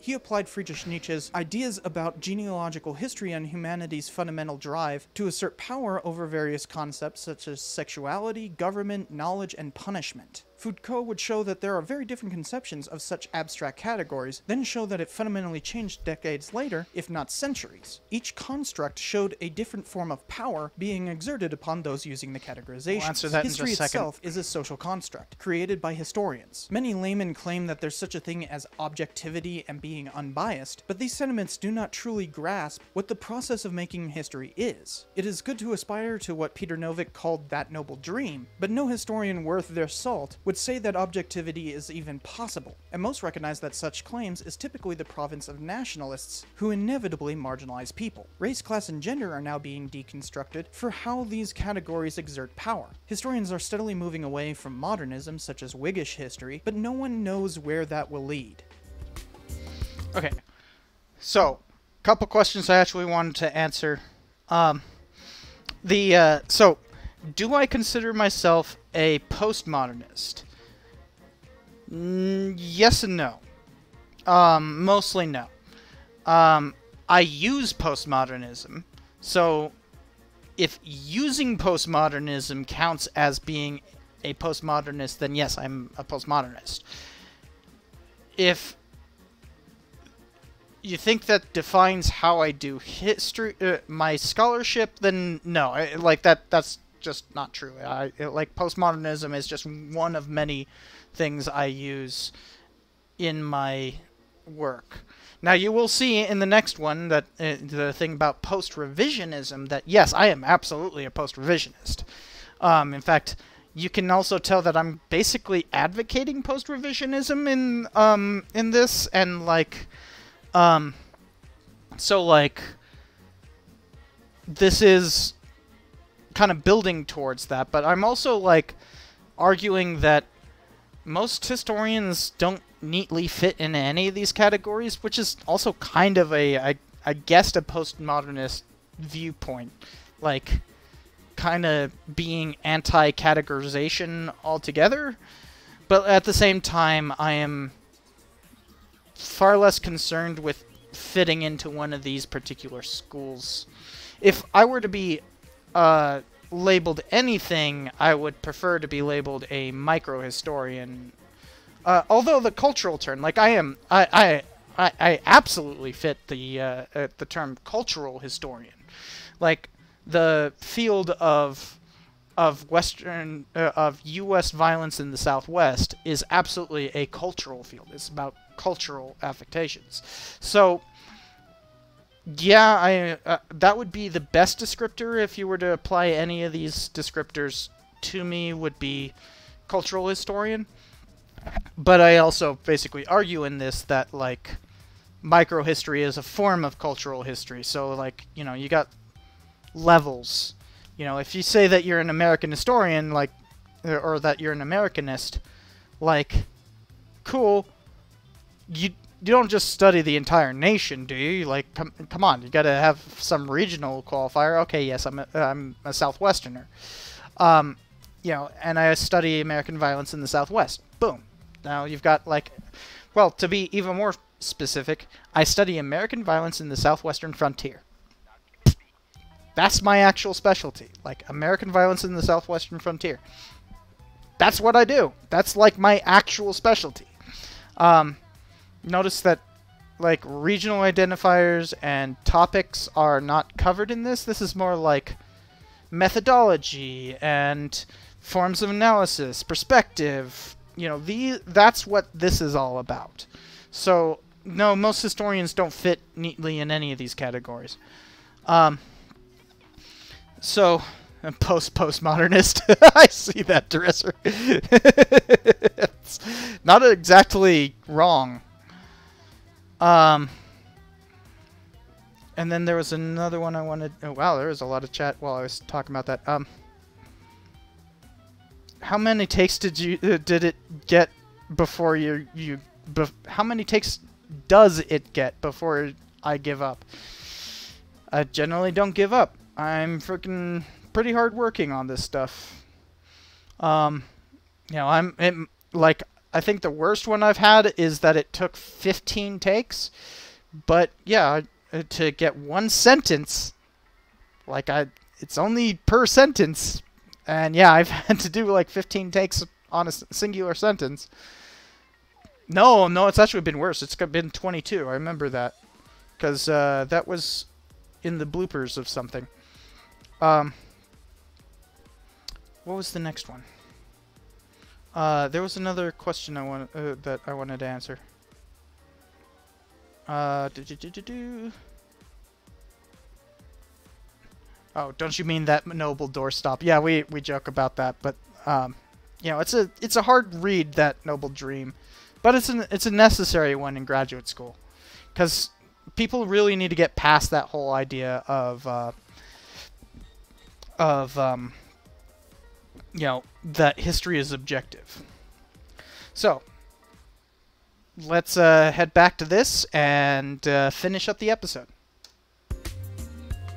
Generally speaking, most historians today are post-revisionists. They neither adhere to revisionism nor orthodoxy. Instead, where the history field is going tends to be a combination of all these different theories. Post-revisionists emphasize nuance and ambiguity, avoiding the triumphalism of nationalism or the judgment of the new left. Think of all this historiography as a toolbox from which a historian may write history. Once again, there are some useful resources in the bibliography below. I especially recommend these two books. They'll give you a good start on historiography. This was a very brief and rapid overview of a topic that is normally an entire graduate seminar over the course of a semester, and that's always woefully incomplete in and of itself. So find some more historiography and see just how much diverse thought there is in the history profession.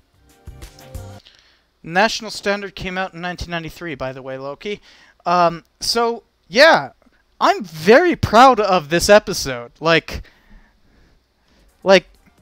this is why I've had, like, specific birthday episodes that I put out. Like, I'm really proud of these. Like, I view them as kind of culminations of my work and, you know, kind of important to the general idea of the channel. You know, this especially, like, yeah, it goes really fast. Like, I'm just talking super ridiculously fast because that's just the way you have to talk about it to get everything out through there to get to hit everything on time. Like, I don't want to talk like that. I don't like talking like that. But it's super important to be able to do that when you're doing a YouTube video, which you're trying to get through all these different concepts on time. And mind you, I'm almost 2 beers in, and I'm still able to do that. I'm here on the thing. This was all the way full. You know, I have had 2 of these, and we've only been, well, it's been an hour and a half. You know, one every 45 minutes. That's pretty good. Speaking of, I'm gonna go grab another beer, and then we're gonna go and watch the Las Vegas episode, which luckily is not me doing the narration. I show up in the introduction, but my dad does the actual narration. I will, so first of all,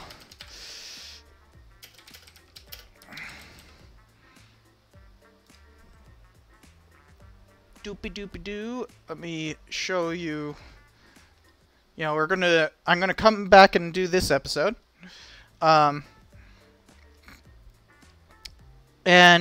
I'm gonna go get a little bit more beer. I'll be back in just a second.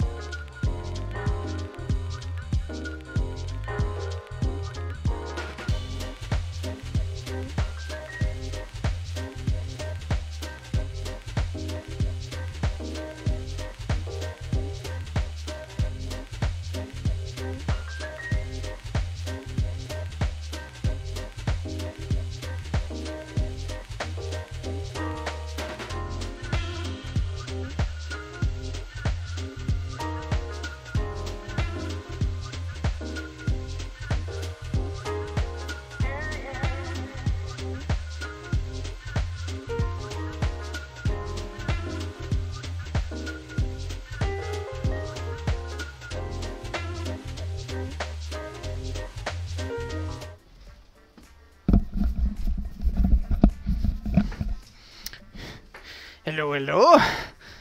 Um, so, time to pour some more beer before we get into Las Vegas. Let's see what you were talking about while I was gone. Oh, there was actually quite a conversation. If I could remove one word from the English language other than bigoted language, it would be object. Almost nothing is object and demanding. Like, you know, I could say this is an object. Like, no, why would you remove that from? That doesn't make sense.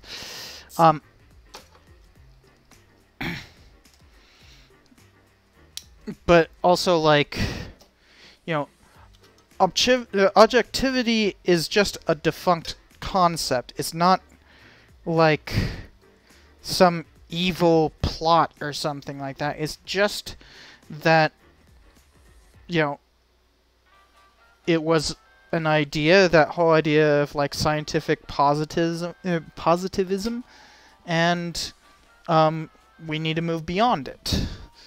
Yeah, there's people who will not, but like, we're scholars here, hopefully, and so we can move beyond it. It's not that difficult, you know? What else was said since I was gone? Thought that was a thermos of some kind. Well, you're not wrong, Duresser. It is actually a thermos. So, this is, like, if we open it up, you can see this is actually, like, kind of a thermos, but it's also a, you know, mug for beer. It's a, wow, I'm forgetting the name for this kind of mug. What do you call this again? Wow, why am I forgetting the name of this? And Punksci has it exactly right. Words are not the problem. Usage is. Well, usage and action are. Yeah. A Stein. Yes, Duresser. Yeah, it's a Stein.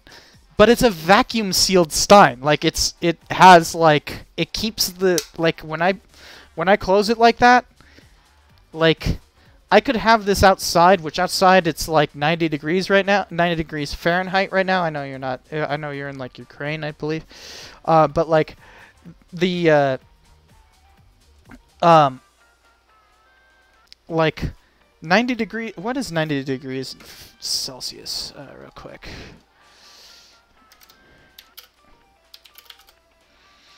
That's 32 degrees. So it's like 32 degrees right now, and it's like mid-afternoon, right? Like it's 6 p.m. here, 6:07. Which, by the way, guys, I might not be able to finish this. I have somebody who's going to be coming over in like 40 minutes, so I don't know if we can finish this episode.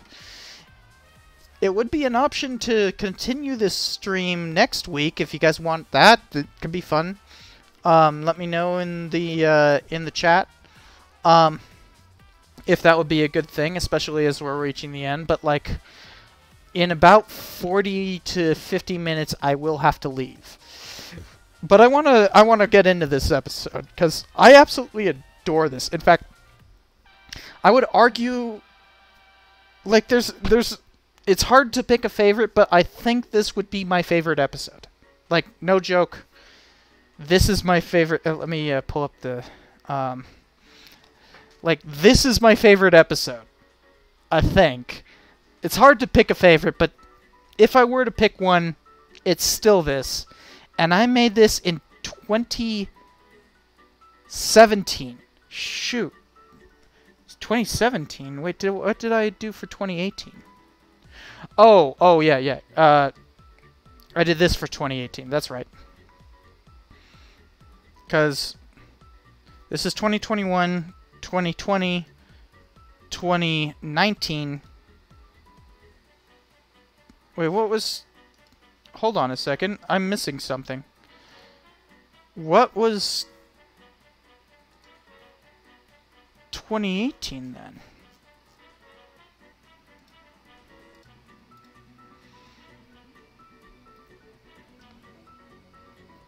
Cause wow, I might have actually done a Christmas birthday episode that I didn't realize I had done a birthday episode on. Hold on. There's History of Hollywood.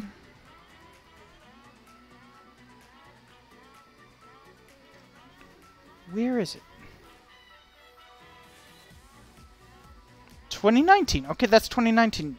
I'm pretty sure I did that Las Vegas episode before I did the before the actual shooting that happened. So that's 2017. So what did I do for 2018?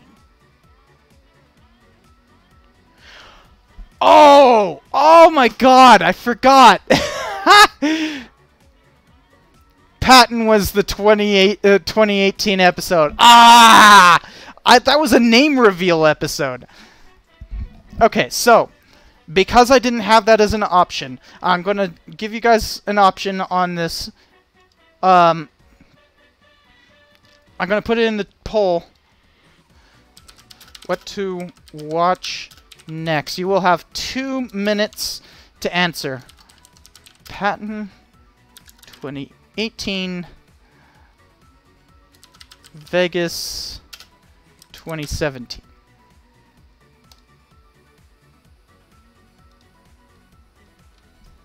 Alright. Vote! Vote, vote, vote, vote, vote! Choose which one we're going to watch. And if we do not get through this, we will finish it up in the next stream. I promise you that. USS, you're going to abstain? Why? Come on, guys! Vote! I probably should have switched back to this. But, yeah. You guys got, like, a minute and a half. Come on. Got 1 vote for Patton. Patton or Vegas? Patton or Vegas? Gonna cause a tie again.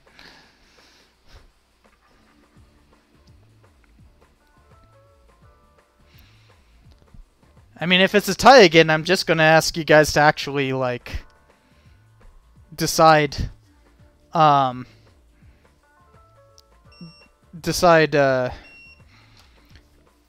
know, which by whoever types it out quickly. Although, currently, it is leaning towards one side.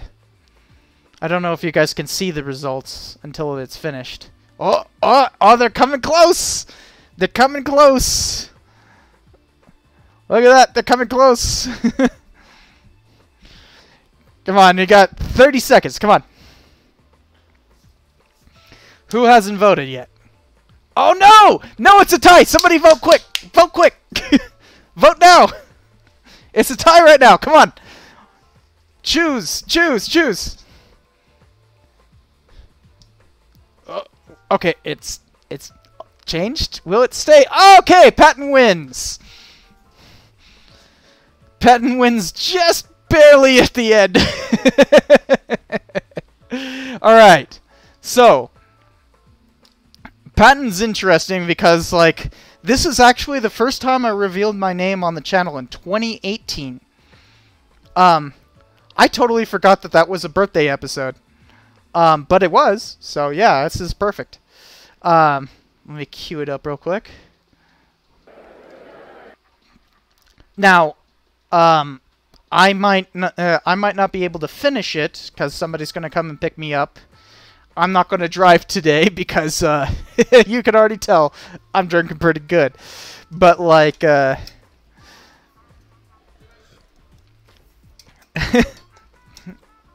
birthception.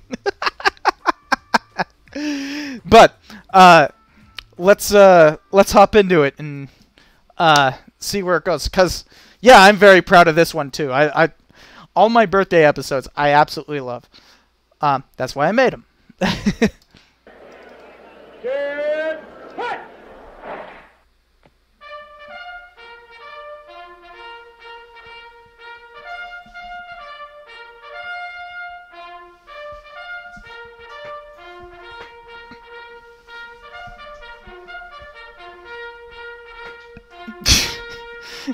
little cipher thing instead of my name tag. I didn't even like. Oh, go back. Look at how I can't keep the frickin' name in the correct place. I'm just kind of like, it's just kind of wobbling. Because you never actually stand still. You actually kind of like move a little bit while you're standing still. But this is my actual uniform. And all this stuff you hear about history being boring is a load of rubbish. Ugh, Those yes. bilious bastards don't know how much they love it. By God, I pity them. I really do. And this movie is a hell of a way to prove those sons of bitches wrong. That might be the. I think that might be the first curse word I ever uttered on the channel too.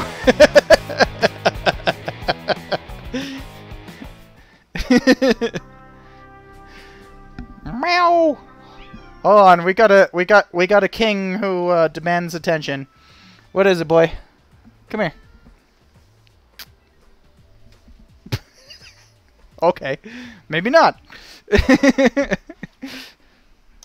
Hey, Cypher here, and it's finally time to talk about the film Patton.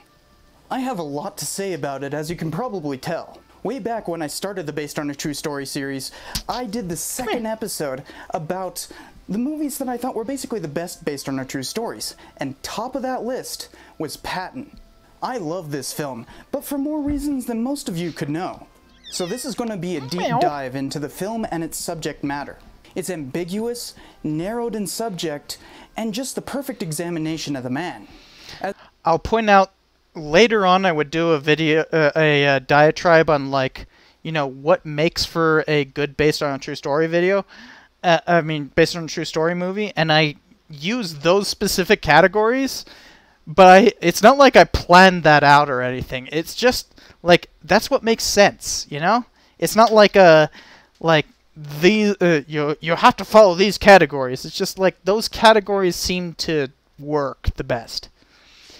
As the New Yorker said upon the movie's release, Patton appears to be deliberately planned as a Rorschach test. Whether you're pro or anti-war, or pro or anti-General Patton in general, this movie plays off of those preconceptions. So let's talk about the reality behind the film and why General Patton is so controversial.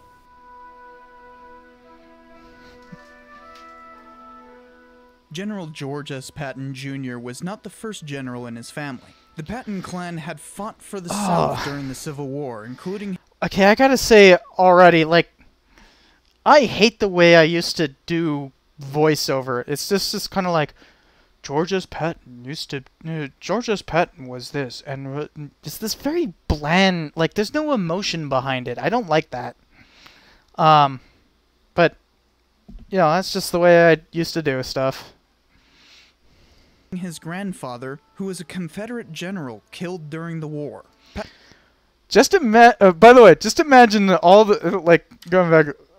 No, give me the specific little thing with just...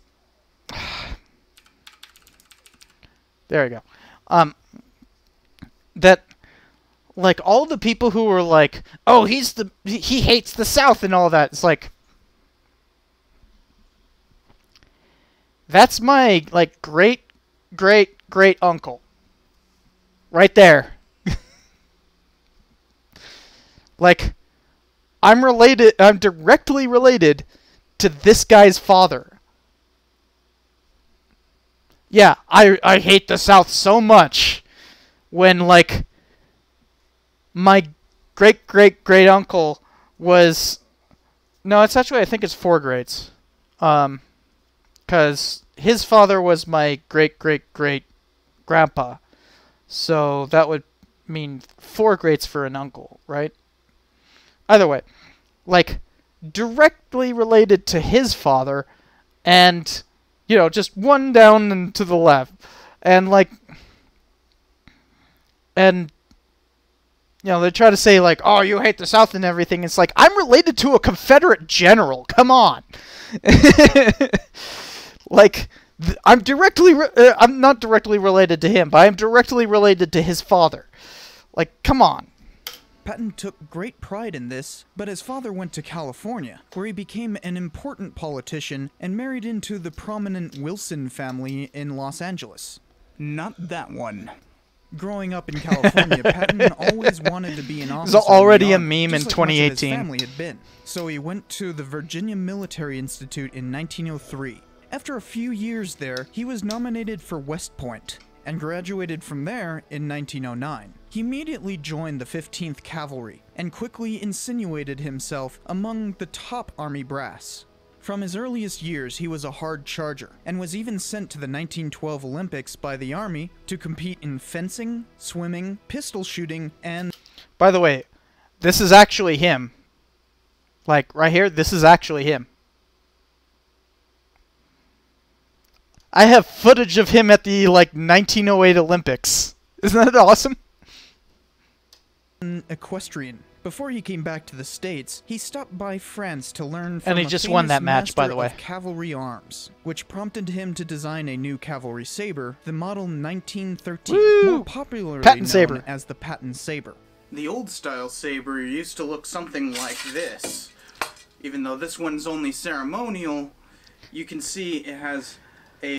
I actually have that one sitting in the bathroom right now. Hold on. I'll be back.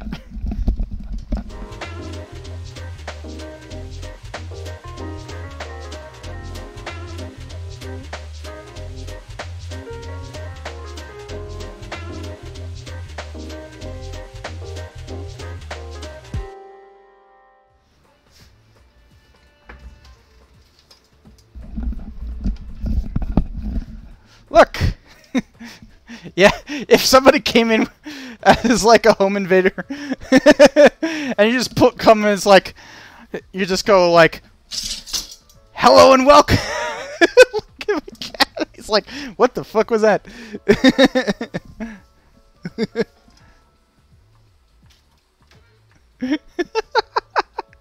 He's like, what the fuck is this thing? Yes, I have it in the bathroom. Yes, it's a ceremonial saber. Like, look at this. It's a ceremonial saber. Like, I cannot cut myself like this. It's ceremonial. Now the point is pretty. The point is pretty pointy actually. Like, that one. Yeah, you could drive this through somebody, but like this, not so much. See. It's a ceremonial saber, like it is a model 18. Whoop. It is a model 1860 saber, like literally the same thing that I have in this thing, but like this was 28. This was 2018, and you know, obviously today is not. Today is 2022, so it's been 5 years. 4 years. 4 years. This guy was born then. He was born back then, yes. He's like, why do you have a sword?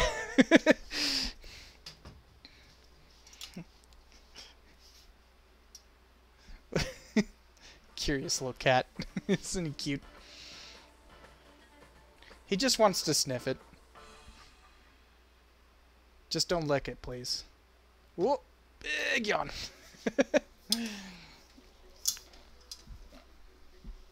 Okay. Let's get. I can't cut myself with this saber. That's not how you spell saber. Last words before cutting yourself. P.S. If you look like you're jacking. Oh, god damn it.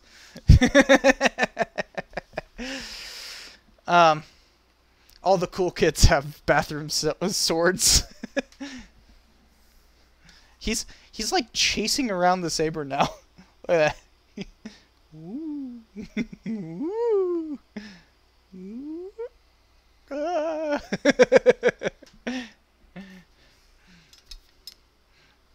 A very common kind of hilt, along with a very steady curve. But Patton's saber is a bit different. It is straight and has a very, very heavy hilt, designed very specifically for riding a horse, slashing and stabbing. It is a very... I recorded this part of it not knowing that I would be home. I just happened to be home. So I went and grabbed a Patton saber, and I went and grabbed that, the, 1860 saber. So you could tell this was totally unscripted. I just was like, I need to show this. Very well-designed saber. And also the last of its kind, because, well, the cavalry saber was becoming fairly useless. So, no newer models were ever made. Patton designed the last cavalry saber. He would continue to be one of the leading innovators in the U.S. cavalry. You couldn't see it, but in the little thing down there, I had actually said last, and I put a little thing saying U.S. because obviously he wasn't the last to design a cavalry saber. He was just the last in the U.S. In fact, come on. For his entire career. He would continue to be one of the... No, come on. Patton designed the last cavalry saber. Yeah, see? Ah, no! I missed it. There you go. And there's also the footnote there. Yeah. He would continue to be one of the leading innovators in the U.S. cavalry for his entire career. Because of this, he was given the designation Master of Swords.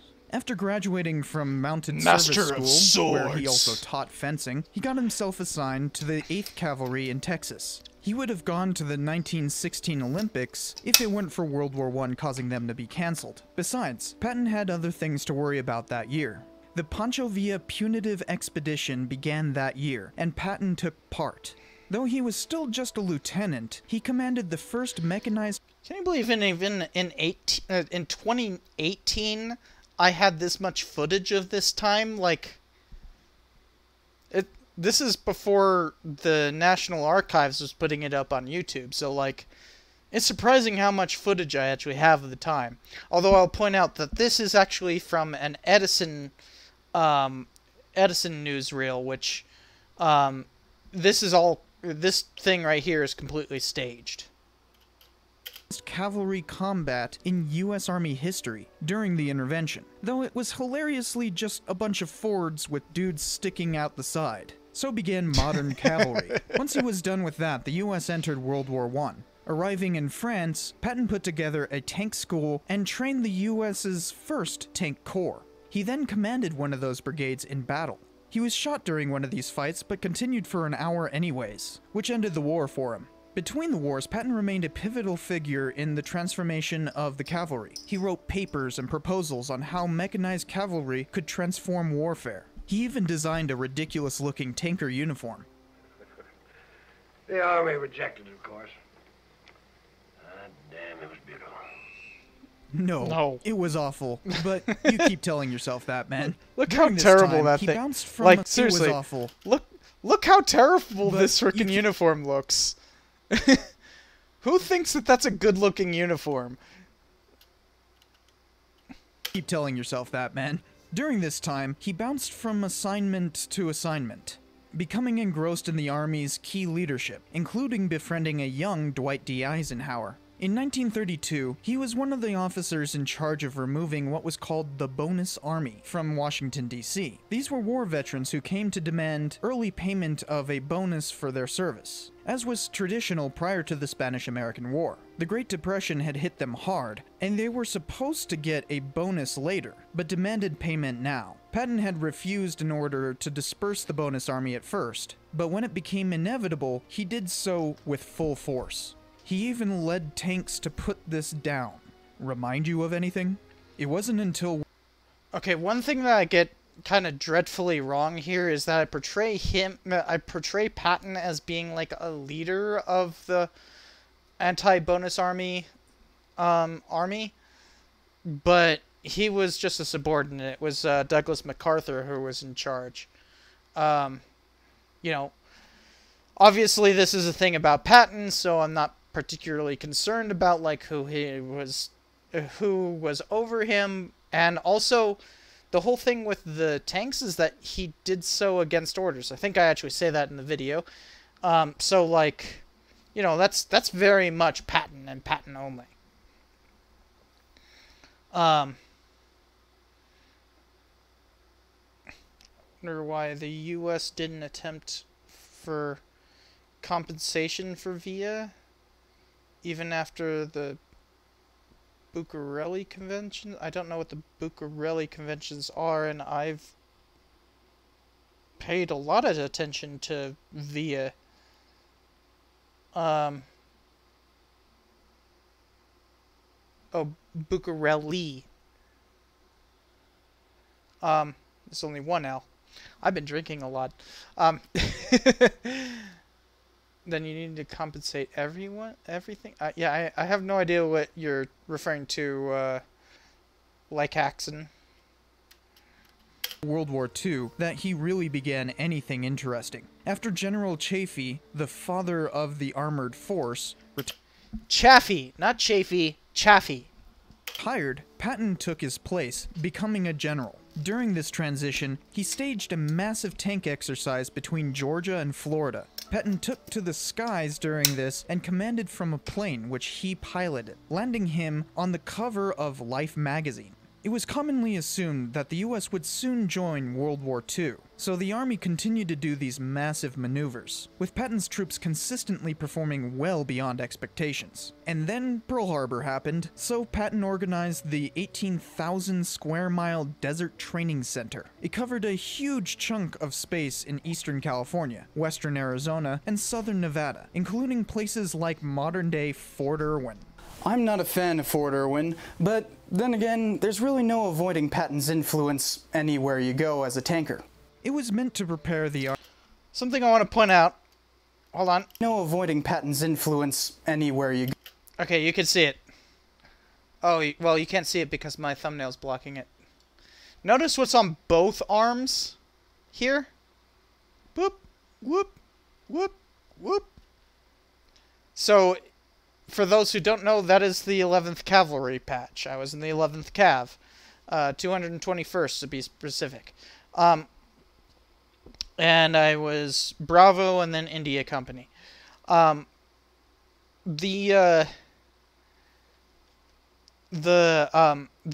being on this side means that I've been overseas. That's called an overseas patch, but you can also see I have a combat arms badge because I saw combat. And guess who was in charge of the 11th Cav from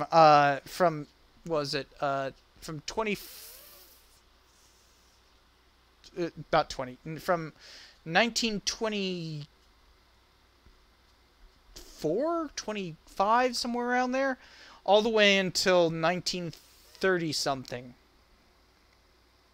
Yeah, General Patton was. He wasn't a general at that point. He was a colonel, but still, like, I was actually in a unit that then Colonel Patton controlled. He also controlled the 11th Cav a little bit during the Pershing Punitive Expedition of 1916, but not really directly. The 11th Cav likes to pretend that he invented armored cavalry in the 11th Cav, but that's just not true. His son commanded in Nam. Yes, I know. His grandson commanded frickin' Fort Knox while I was there. Who also tried to, contact me, apparently, and then, my drill sergeants were like, fuck off with this shit. I'm like, no, why can't you put me in contact with the frickin' commander of the post? Because that way I don't have to do all this bullshit, please? No. Go as a tanker. It was meant to prepare the Army for North Africa, which was Patton's next stop. After a disastrous initial American defeat in Kasserine Pass, Tunisia, Patton took command and did remarkably well. He continued to kick ass in Sicily. There was a huge rivalry between him and British Field Marshal Montgomery, so he pushed his troops to the brink and defied a halt order in order to reach Messina first. Patton Scream, Montgomery! was one thing, since he masked it by saying, That's what you think it says. I think it was garbled in transmission. Ask them to retransmit the message and take your time about it. That'll take half a day at least.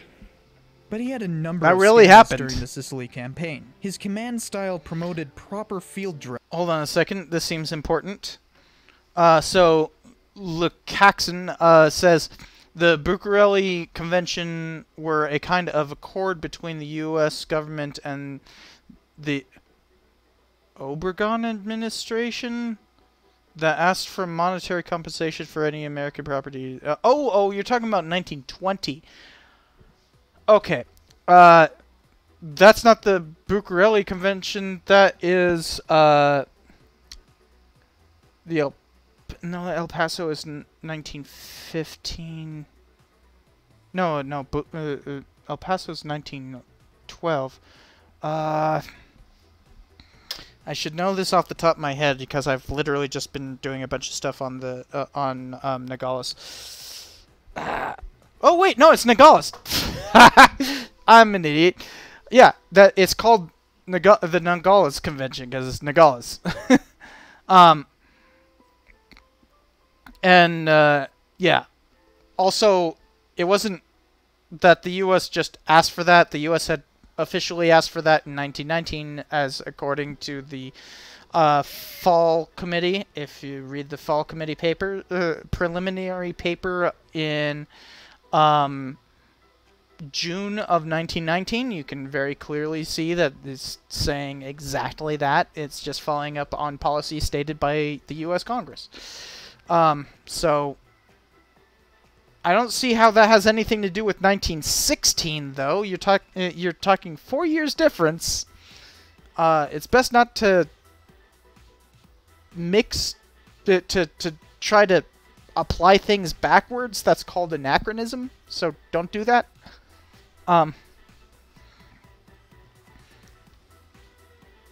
Yes, historians don't always remember everything out the top of their heads, but this is something that I should remember because, well, that's literally the thing I'm working on right now. Thank you, Foul Monkey. King is sitting off to the sidelines right now, so he can't do an actual recognition.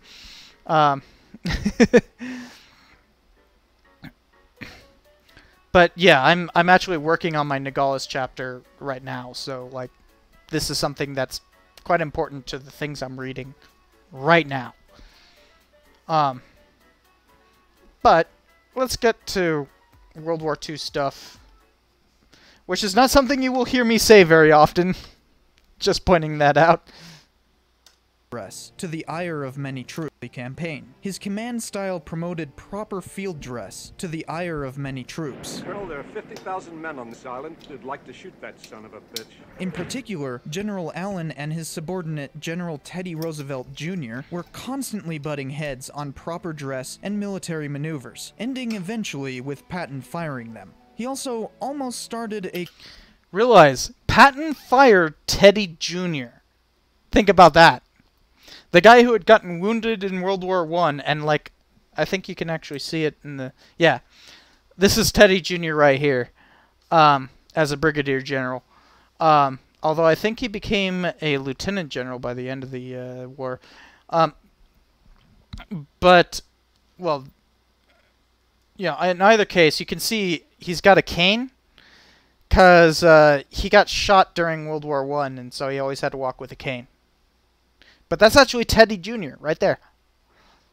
Maneuvers, ending eventually with Patton firing them. He also almost started a cover-up of the Bascari massacre, where U.S. forces killed 73 prisoners, but then turned on the troops, saying, "Try the bastards." But the most publicized incident was when he slapped 2 soldiers in field hospitals because they were there for battle fatigue, which he saw as cowardice. One of the soldiers later turned out to have malaria, though he had flippantly responded to Patton's asking why he was there. The slapping incidents were well publicized, and Eisenhower sidelined Patton because of them. For 11 months, Patton was not in command of combat troops. When the Italian campaign came to a halt, the Allies turned to other ways of invasion, namely Normandy. Patton was assigned to Operation Fortitude, where Allies bluffed where they would invade next. He toured the Mediterranean, and then prepared... So I probably only have about 5 or 10 more minutes, guys. I will push this as far as I can, but I have to go other places because it's birthday time!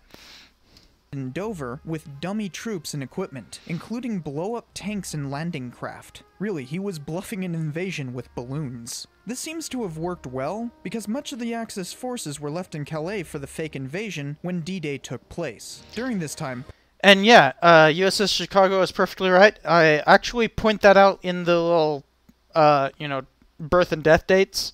But yeah, he died of a heart attack, but not before getting fired by Patton. Axis forces were left in Calais for the fake invasion when D-Day took place. During this time, Patton got in trouble again for a speech he made that said, And since it is the evident destiny of the British and Americans to rule the world...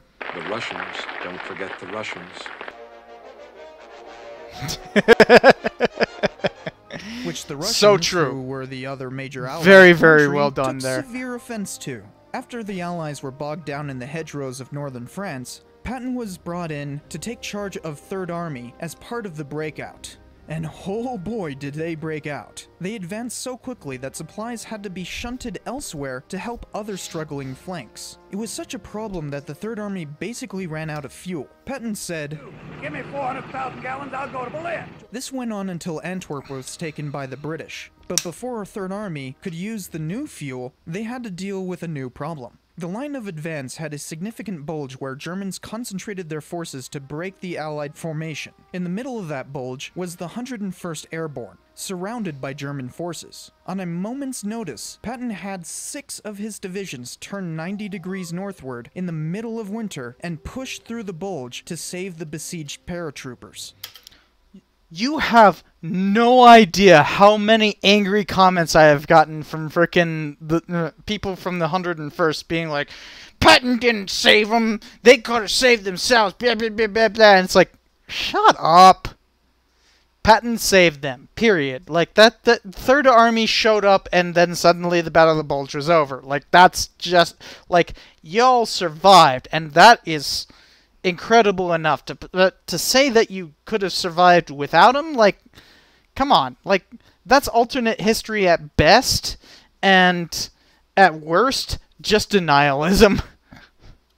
Once they were relieved and resupplied, he turned again to hard charging, and again got ahead of Eisenhower's willingness to supply the Third Army. Patton took to raiding other Allied forces for fuel, like disguising his ordnance officers as First Army, or just plain stealing from fuel dumps. Despite this, Third Army advanced so quickly that at one point, Patton was told to wait for reinforcements to capture Trier. Having already captured it, Trier is actually how you say it. Trier.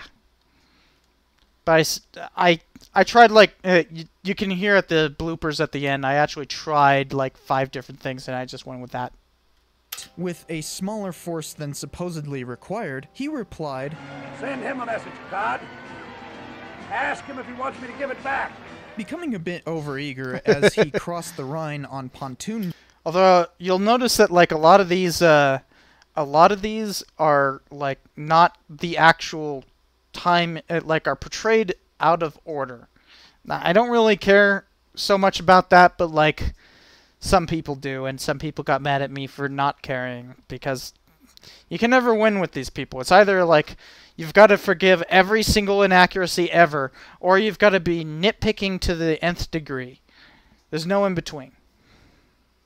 Bridges, Patton organized a task force to go liberate a POW camp behind enemy lines, possibly because his son-in-law was there. It failed miserably, and the camp was liberated anyways only a few days later. Third Army's advancing units quickly ran into the Russian lines. As they advanced, they liberated concentration camps. During a tour of one, Patton, who had become known as Old Blood and Guts, for a comment he'd made about fearlessness in battle, There he goes, old blood and guts. Yeah, our blood. His guts. well, he vomited at the sight of the piles of Holocaust victims. The European By the way, that sounded like it when like it cut there, but for some reason my version of the audio actually cuts right there. I don't know if that's a problem with the movie or the problem with just my rip of it. But you know him saying our blood, like that was in the video. I just had to go with it. European theater ended, and so did the war for Patton. He did not go to the Pacific because MacArthur would not have him. So he did a quick stateside victory tour, including a lavish parade when he came home to LA. He managed to make another gaffe when he basically called men killed in action fools, right in front of several hundred Gold Star parents. Controversy after controversy would... Oh, and there's another footnote that I missed there. Surround his 100... Yeah, so Gold Star parents are those who had a child killed in action. Gold Star parents. Controversy after controversy would surround his remaining years. Remember, your worst enemy is your own big mouth.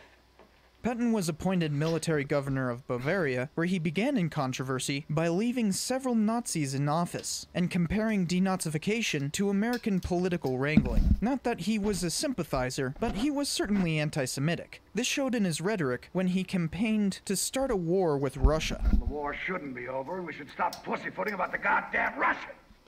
We're gonna have to fight them sooner or later anyway. Why not do it now when we got the army here to do it with? In 10 days, I'll have us a war with those sons of bitches, and I'll make it look like their fault. The number of people who have just completely ignored this top amount of words is amazing. They try to be like, it's not anti-Semitic to want to have war with Russia. And, like, yeah, except for when you start calling them kikes. That's pretty anti-Semitic.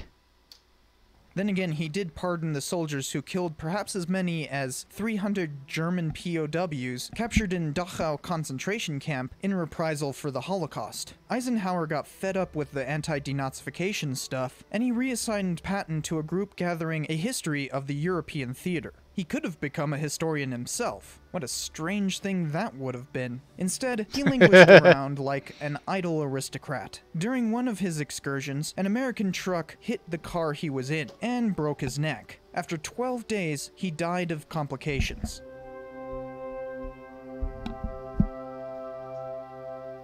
Given Patton's fame as a World War II general, you won't be surprised to hear that there is an abundance of material on him. Even when this film was made in 1970, there were several books to use. I used a book that happened to have his son write the preface, a Vietnam general in his own right. Suffice it to say, they could draw on a lot, and there isn't much room for fictionalization. And they certainly use those materials. But what is even more impressive is that Omar Bradley was a consultant. They did try to elicit the Patton family's help, but they accidentally called the day after Patton's wife's funeral. So Francis Ford Coppola...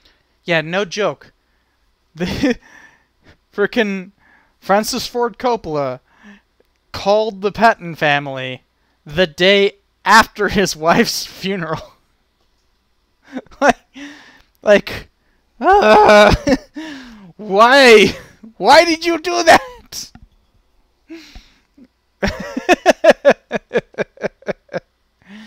Oh, by the way, this is another one, although Dresser has a perfect point about expecting people to read, but, like, this is another one where people have refused to read, where I talk about him technically being a co-writer in the thing, and people are like, how dare you say that he was a writer? He was just a co-writer. It's like, shut the hell up. It's on screen, you bloody idiots. Screenwriter had to go with these things, as stated at the beginning of the film. You can see Bradley's effect in several scenes, where it's kind of obvious that he had pieces changed to fit his side of the story. For instance, there are a few scenes where the on-screen Bradley chastises Patton for being a glory seeker at the expense of his men. But I do know that you're gambling with the lives of those boys just so you can beat Montgomery into Messina. And if you pull it off, you're a big hero. But if you don't, what happens to them? I tell you the truth, if I'd been your senior in Sicily, I would have relieved you. Give George a headline and he's good for another 30 miles. It is often through his eyes that the film interprets Patton. I think that soldier you slapped back there in Sicily did more to win the war than any other private in the army. My favorite of these is when Bradley gets mistaken as just an enlisted man by one of his soldiers, and this happens. What silly son of a bitch is in charge of this operation? I don't know, but they ought to hang him.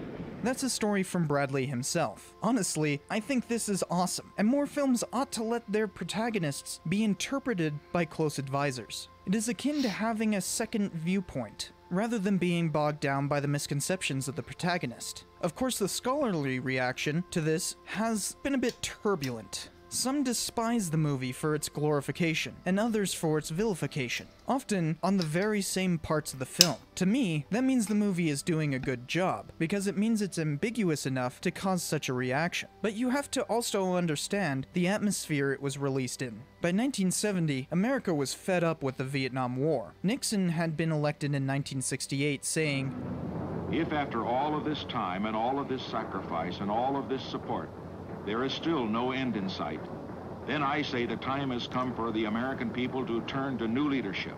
I pledge to you, we shall have an honorable end to the war in Vietnam." Yeah, Nixon was anti-Vietnam, remember that? Hold on a second, that's a lot of... 1993 was negotiated, okay.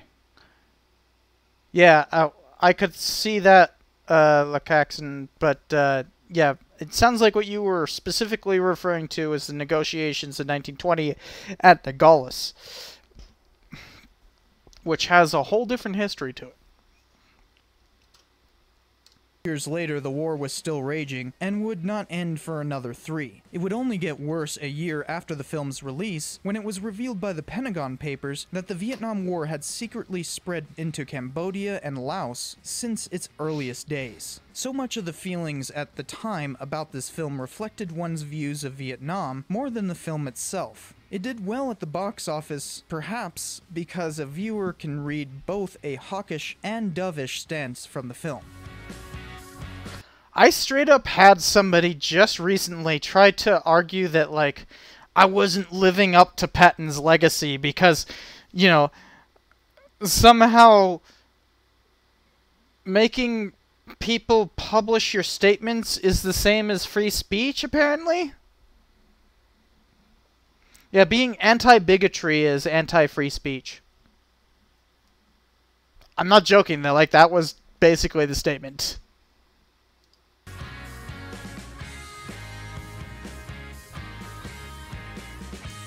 It would be... Notice what I did there? Spoiler!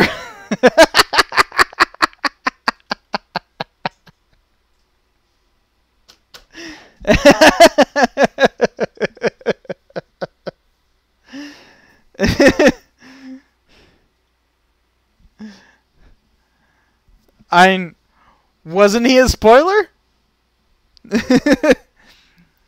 He was a spoiler. Like, that is the worst part of his legacy. Not the white supremacy, not his frickin', like, you know, American triumphalism and all that kind of stuff. No. This. Being a spoiler.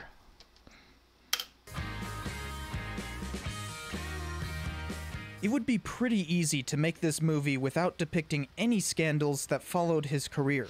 Oh, by the way, you know how on this part, hold on, where, like, he's just going around the place? This is literally me just recording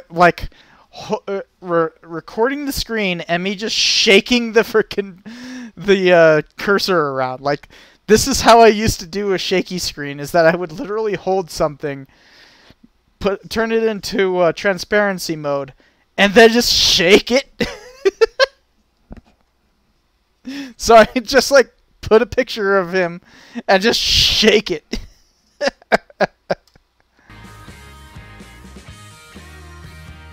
It would be pretty easy to make this movie without depicting any scandals that followed his career. They managed to avoid many of them, but not ones that affected his career during World War II, which is what the film is about.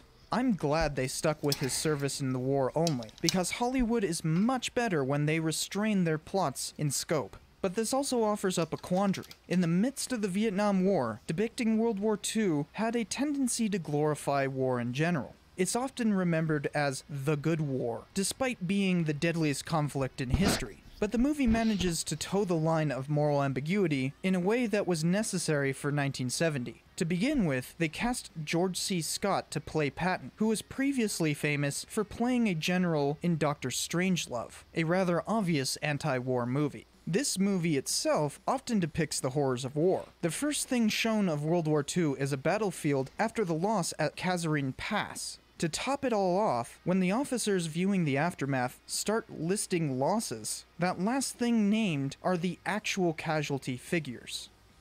61 armored vehicles, 45 tons of ammunition, 25 40mm guns, 3 self-propelled 105s, not counting mortars, machine guns, rifles, pistols, telescopes, belt buckles, GI socks. 1,800 men. That's 12 minutes into this 3-hour film, and they are already illustrating the bleak mechanical view of warfare one had to deal with at the time. What makes it even more ironic is this is the second scene in the film, right after the famous scene of Patton's speech. What, I can have my fun too? I don't need to play war footage everywhere I go. Besides, what I forgot recorded about this. Wouldn't exactly meet what YouTube would allow. Oh, hey, look! This is actual combat footage, by the way. Don't tell YouTube that, but this is actual combat footage. I'm not joking. Like, this is being shot at Taliban. Like, all those rounds that you see dropping on the camera, and you can see my frickin' then driver. Like, it actually, like one of the shells actually hits the camera. I was kind of annoyed by that, but like, this is actual combat footage in the background.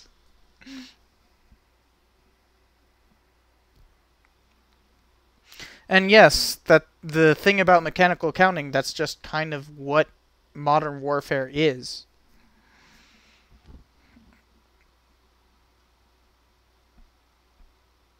Yeah, that's why I'm saying, Foul Monkey, like, I'm not, like, do not tell them that this is actual combat footage, because I am straight up shooting people in this. Wow. That's some pretty dark stuff to begin with, and there's plenty more. You can get a sense of the grindhouse that World War II was, both during battles... Commence firing. Fire at will. Commence firing. Fire at will. ...and showing their aftermath. But it also avoids the most gruesome spectacles, namely the concentration camps. I think the most telling scene is this. God, how I hate the 20th century.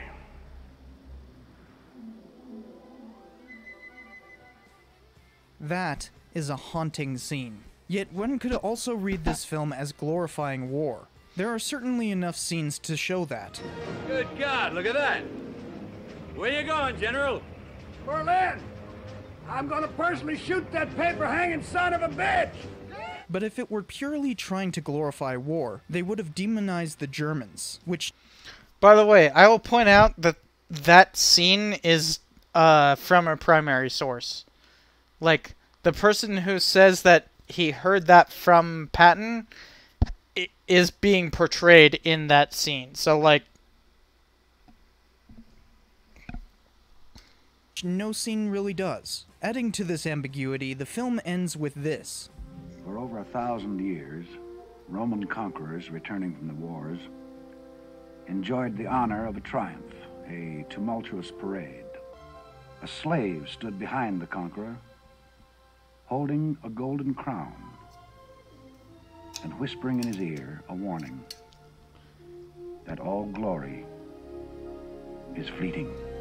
That's the beauty of nuance and ambiguity. You can interpret it yourself beyond the film. It also means having to uphold accuracy, something that this film is possibly the best at. By the way, notice from the last video that we were watching how much I'm like a fan of nuance and ambiguity, right? Obviously, I talk about this a lot on the channel and all that. It's not something new, and it wasn't even something new in 2018 when this video came out. But 2018, I would have been 30 years old. This was my 30th this was in celebration of my 30th year on Earth. But like Shoot, I'm losing my train of thought. Oh yeah, nuance and ambiguity. Like, I understood how, like, nuance and ambiguity fed into post-revisionism long before I even started the channel. You can see that talked about in my first published paper, which was about the Russian intervention of the Russian intervention.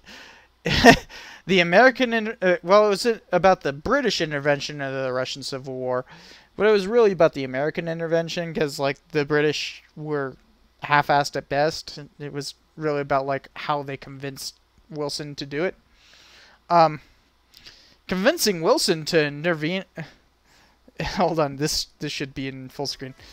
Convincing Wilson to be... Hold on, because this needs to be in, like... This should be clipped. But convincing Wilson to intervene in a country... Oh no, that's so difficult to do! And, yeah, sure enough, it was actually quite easy to convince Wilson to intervene into the Russian Civil War. Hence why the U.S. forces were far outnumbered everyone else other than the Japanese. Japan intervened quite heavily, but they had a completely different reason for doing it. I mean, yes, they had the, like, anti-Bolshevik stuff and the World War I, you know, saving the Czech legions stuff.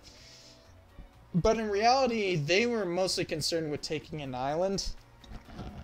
And they absolutely did that all the way until 1922. Arguably until 1932. 37, sorry. USS Chicago says, wasn't the idea of our mounting an offensive to rescue the Czech Legion, which was stranding along the Trans-Siberian... No. That's utter bullshit. The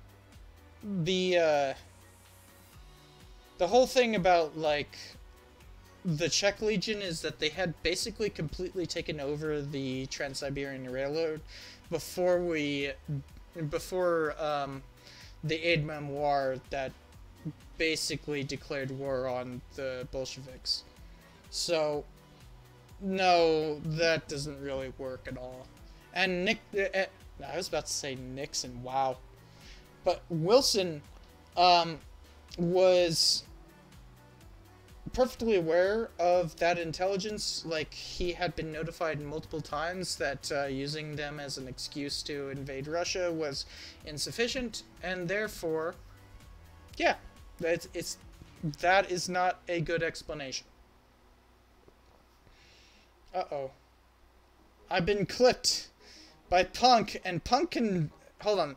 Hey, everybody, let's watch what Punk just frickin' clipped. Convincing Wilson to intervene in a country...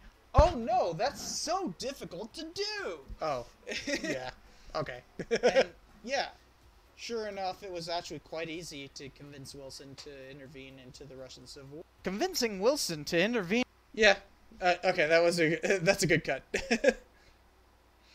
I was a good boy, says frickin' Punk. Half the time, half of his clips, if you go back, you can see most of his clips. Like, most of his clips are, like, totally screwing with me. They're good screwing with me, but they are screwing with me.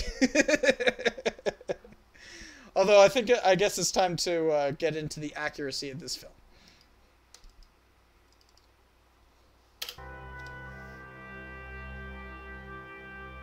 This movie is amazingly accurate. It often simply quotes the real deal. Much of it is anecdotal, as any quote during wartime is, but that's how history is made. For instance, take this scene that pushes Patton to veer the Third Army into the Battle of the Bulge. Sir General McAuliffe turned down a German surrender demand. You know what he said? Said nuts. Keep moving, Colonel. A man that eloquent has to be saved. Well, the nuts comment is very real. The Germans asked the 101st to surrender, and the official reply was sent saying this. The line about eloquence was official reply was sent... By the way, you know how hard it was in 2018 to find this? I had to go into the National Archives just to find this particular thing. Like, this, I had to digitize, I had to take a digitized source that wasn't actually, like, you know, what's the term for it? You know, when, ADR. No, I don't think that's the right term. But you know when they look at all the text in a document and have it like automatically translate what all that or transcript all of what's said. That wasn't there. I just had to figure out the exact date that this was said and then put it on screen, because that's how you had to do it back in 2018. Yes, the history profession is changing substantially year by year in terms of what you can actually gain digital access to. And at this point, you had to do some serious scholarship just to get this image on screen. OCR, thank you, Punkside. Yes, it's optical character recognition. OCR was completely available. Like, they could have OCR'd this just fine, but they had not OCR'd anything from individual correspondence with Germans during World War II. None of that had been OCR'd. It was digitized, it had not been OCR'd. So I couldn't just search the word nuts at this point. I had to find the exact name of the person and the exact time in which he said that.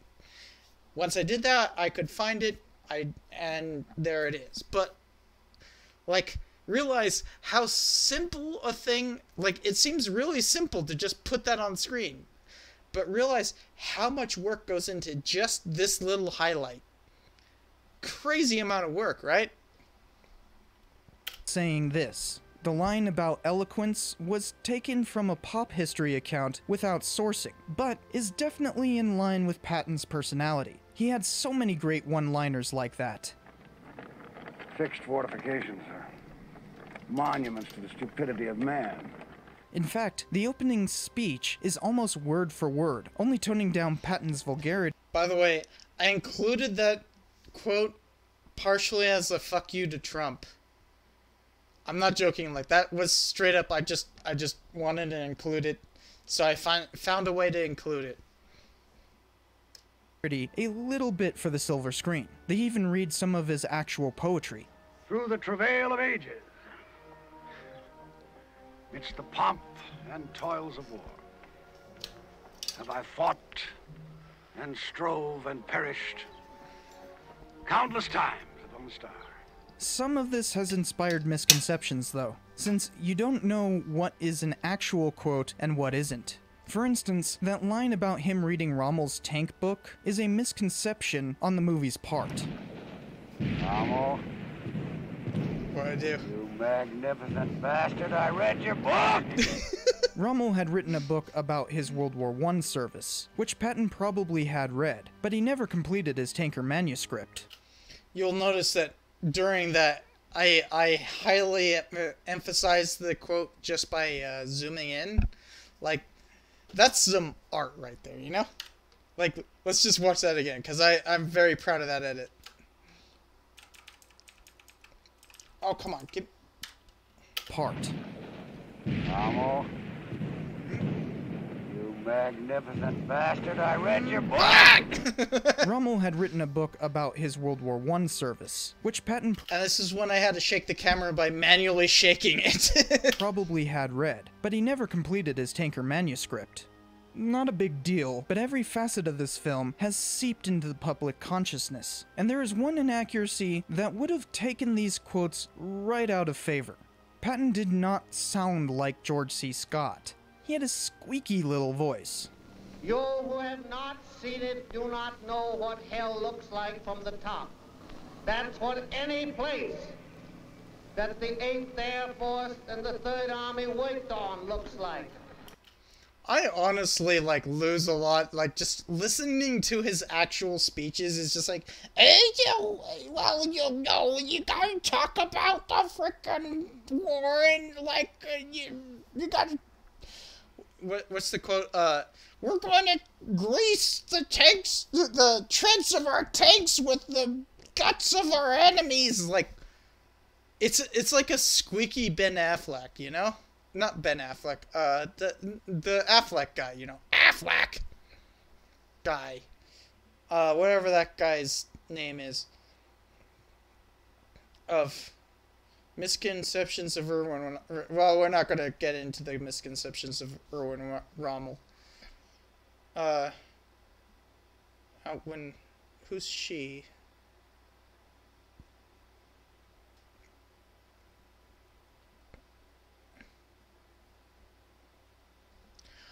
Oh, you're talking about your wife. Okay.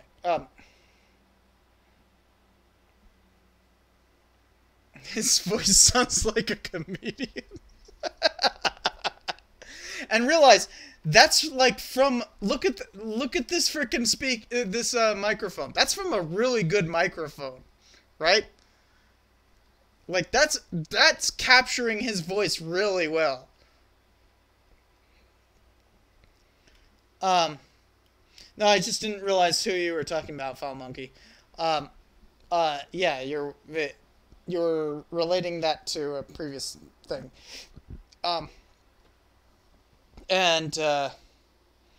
Well, I'm glad. It's always interesting to me what makes people actually like. I mean, this is a serious comment. It's always interesting to me what makes people pay attention to history, because you can't just say like, this is history, so pay attention. Because like, I guess you could say that to like conservatives, but as soon as you're like identified as a, you know, quote unquote leftist, then suddenly they won't listen to you either. So the thing that makes people listen to you is always interesting to me, because it's not like you can just say, you know, I agree with this particular political position, because anybody who doesn't agree with that political position, you know, is suddenly like, you know, oh, you're a left libertarian, to go with like the meme of the day. Well, I'm a, you know, right authoritarian, and therefore we have nothing in common. And like, bullshit. Yes, we do. Everyone has something in common, especially if you're like going by, you know, whatever nation you're native to. And yeah, that anyone who says otherwise just doesn't know what they're talking about, right?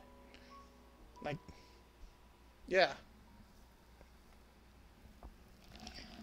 Distracting from my career and a weird habit to find myself in what in a decade is going on to be pored over by historians.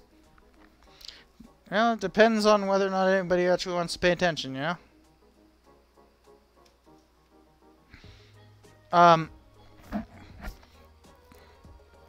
I hate how the culture war made what incredibly antagonistic. And yes, Foul Monkey, you're exactly right. The culture war is designed to polarize. It's always amazing to me, like, how many times people will talk about culture war bullshit and act like that's the thing that's dividing us. It's like, you know, oh, well, you're either pro or anti-abortion, and, like, that's pro or anti-women's rights, and therefore, that's the thing that's dividing us. Like, no, it's not. No. Come on. Uh-oh. Uh-oh. Hold on. Punk has a new clip. We're screwed, because this is Punk's clip.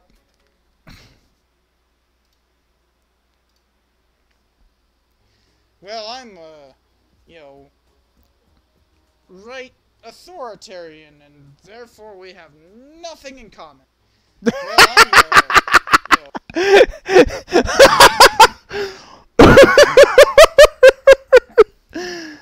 Oh man, is there like a freaking like Oh no, I can't save it.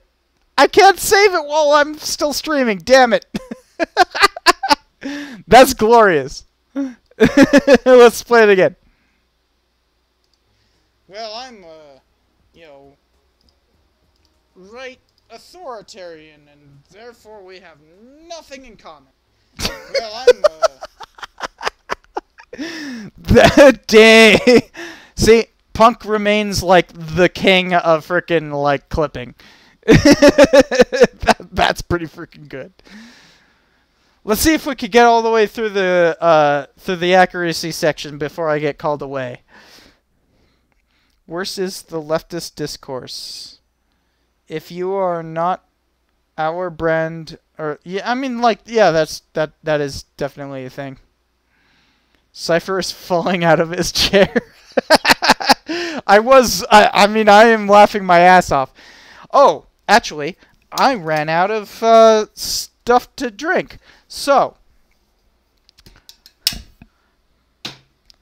you guys have exactly 1 minute once I start the actual thing. Hold on. Manage poll.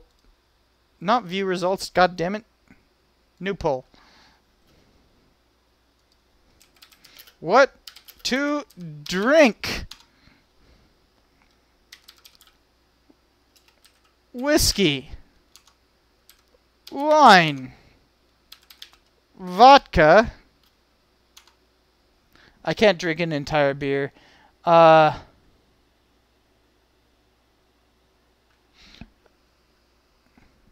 I'll just keep it at that.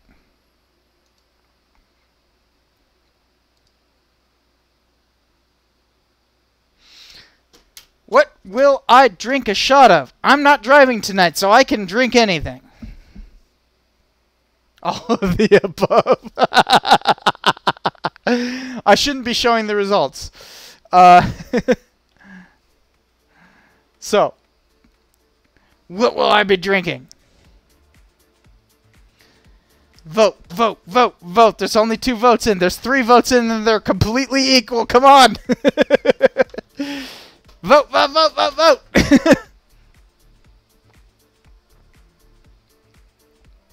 Oh, I should say, if I'm drinking wine, I'm drinking it from the pouch. Alright, we got vodka's winning. We got vodka's winning. So, I think it actually defaulted to 2 minutes. I don't have sake. Sorry, Matthew. Or Matt. Do you prefer Matt? Just leave it as a tie so he has to drink them all. No, I'm still going to require one or the other. I have other things to do tonight, guys. Go, go, go, go, go. You guys got like 30 seconds. 30 seconds. Come on. 20 seconds.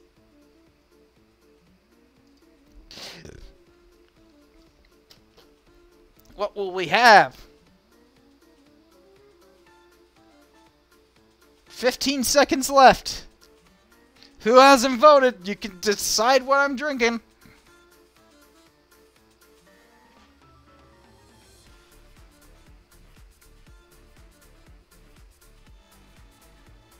Vodka wins! Alright. I will be back in just a second with some vodka.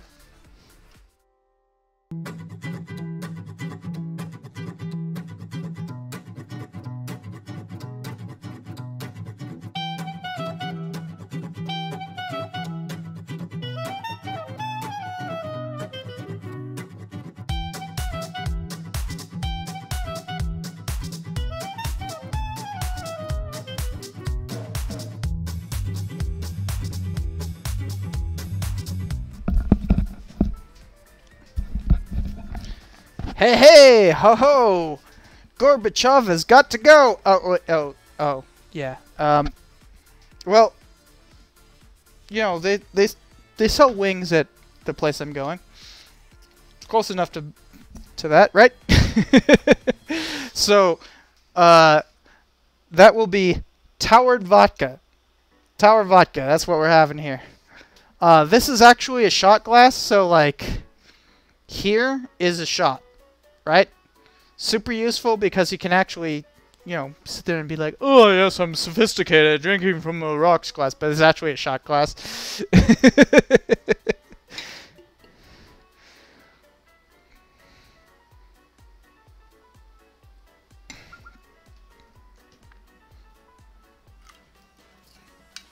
And no, I'm not going to take it as a shot, guys. I'm still going to drink it leisurely.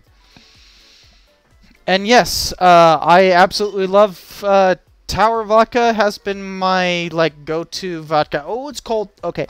Ha! It's very cold.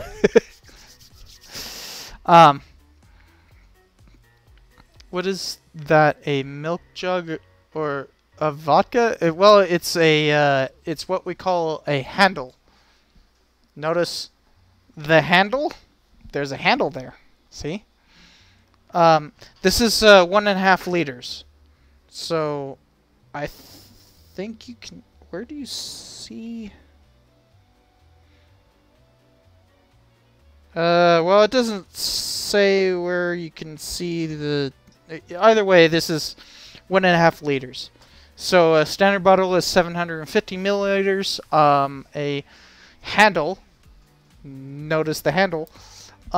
Is. But handle is also a size. A handle is 1.5 liters.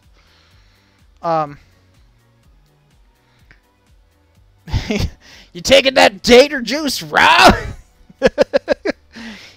Hell yeah, man! I'm gonna drink some tater juice. Actually, I think this is mostly wheat, by the way.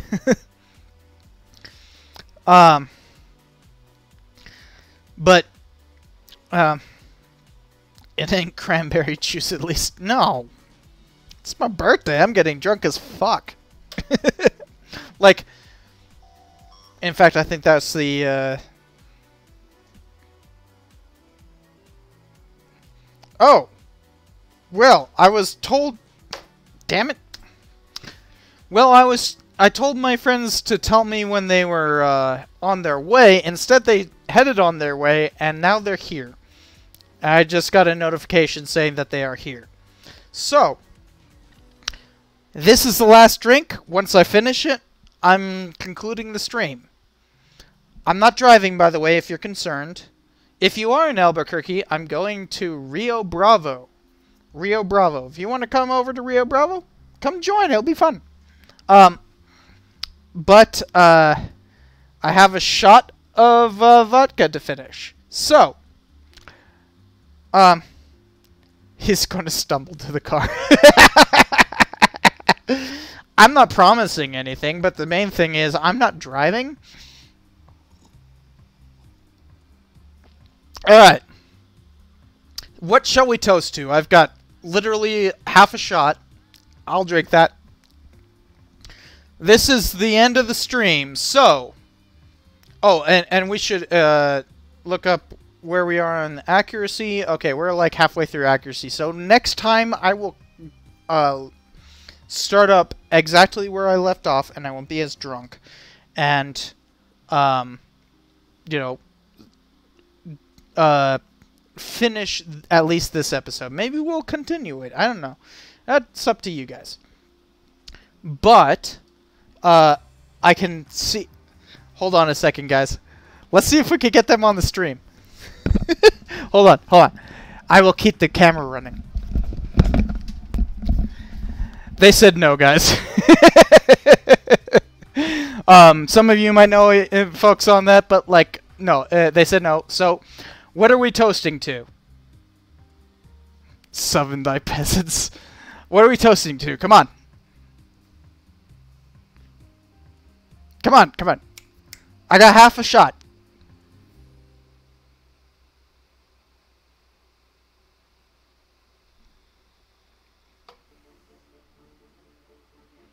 The end of history. That's a good one. You know, Trump is making a lot of moves and all that kind of stuff, and, you know, we're all fucked. So here we go. To the end of history. Ah. It's good vodka, actually. So, next time I will finish the Patton episode. We'll go through that. It takes a lot longer to watch these things than I thought, so we'll figure that out. Maybe we'll get into PragerU freaking watching stuff. I need to get into that. Either way, I've got people literally waiting outside. They don't want to appear on camera, so this is the end of the stream. Thank you for joining me. It's been a hell of a lot of fun. I'm going to have more fun. Hopefully you guys do too. Thanks for joining, and I will talk to you all in the next one.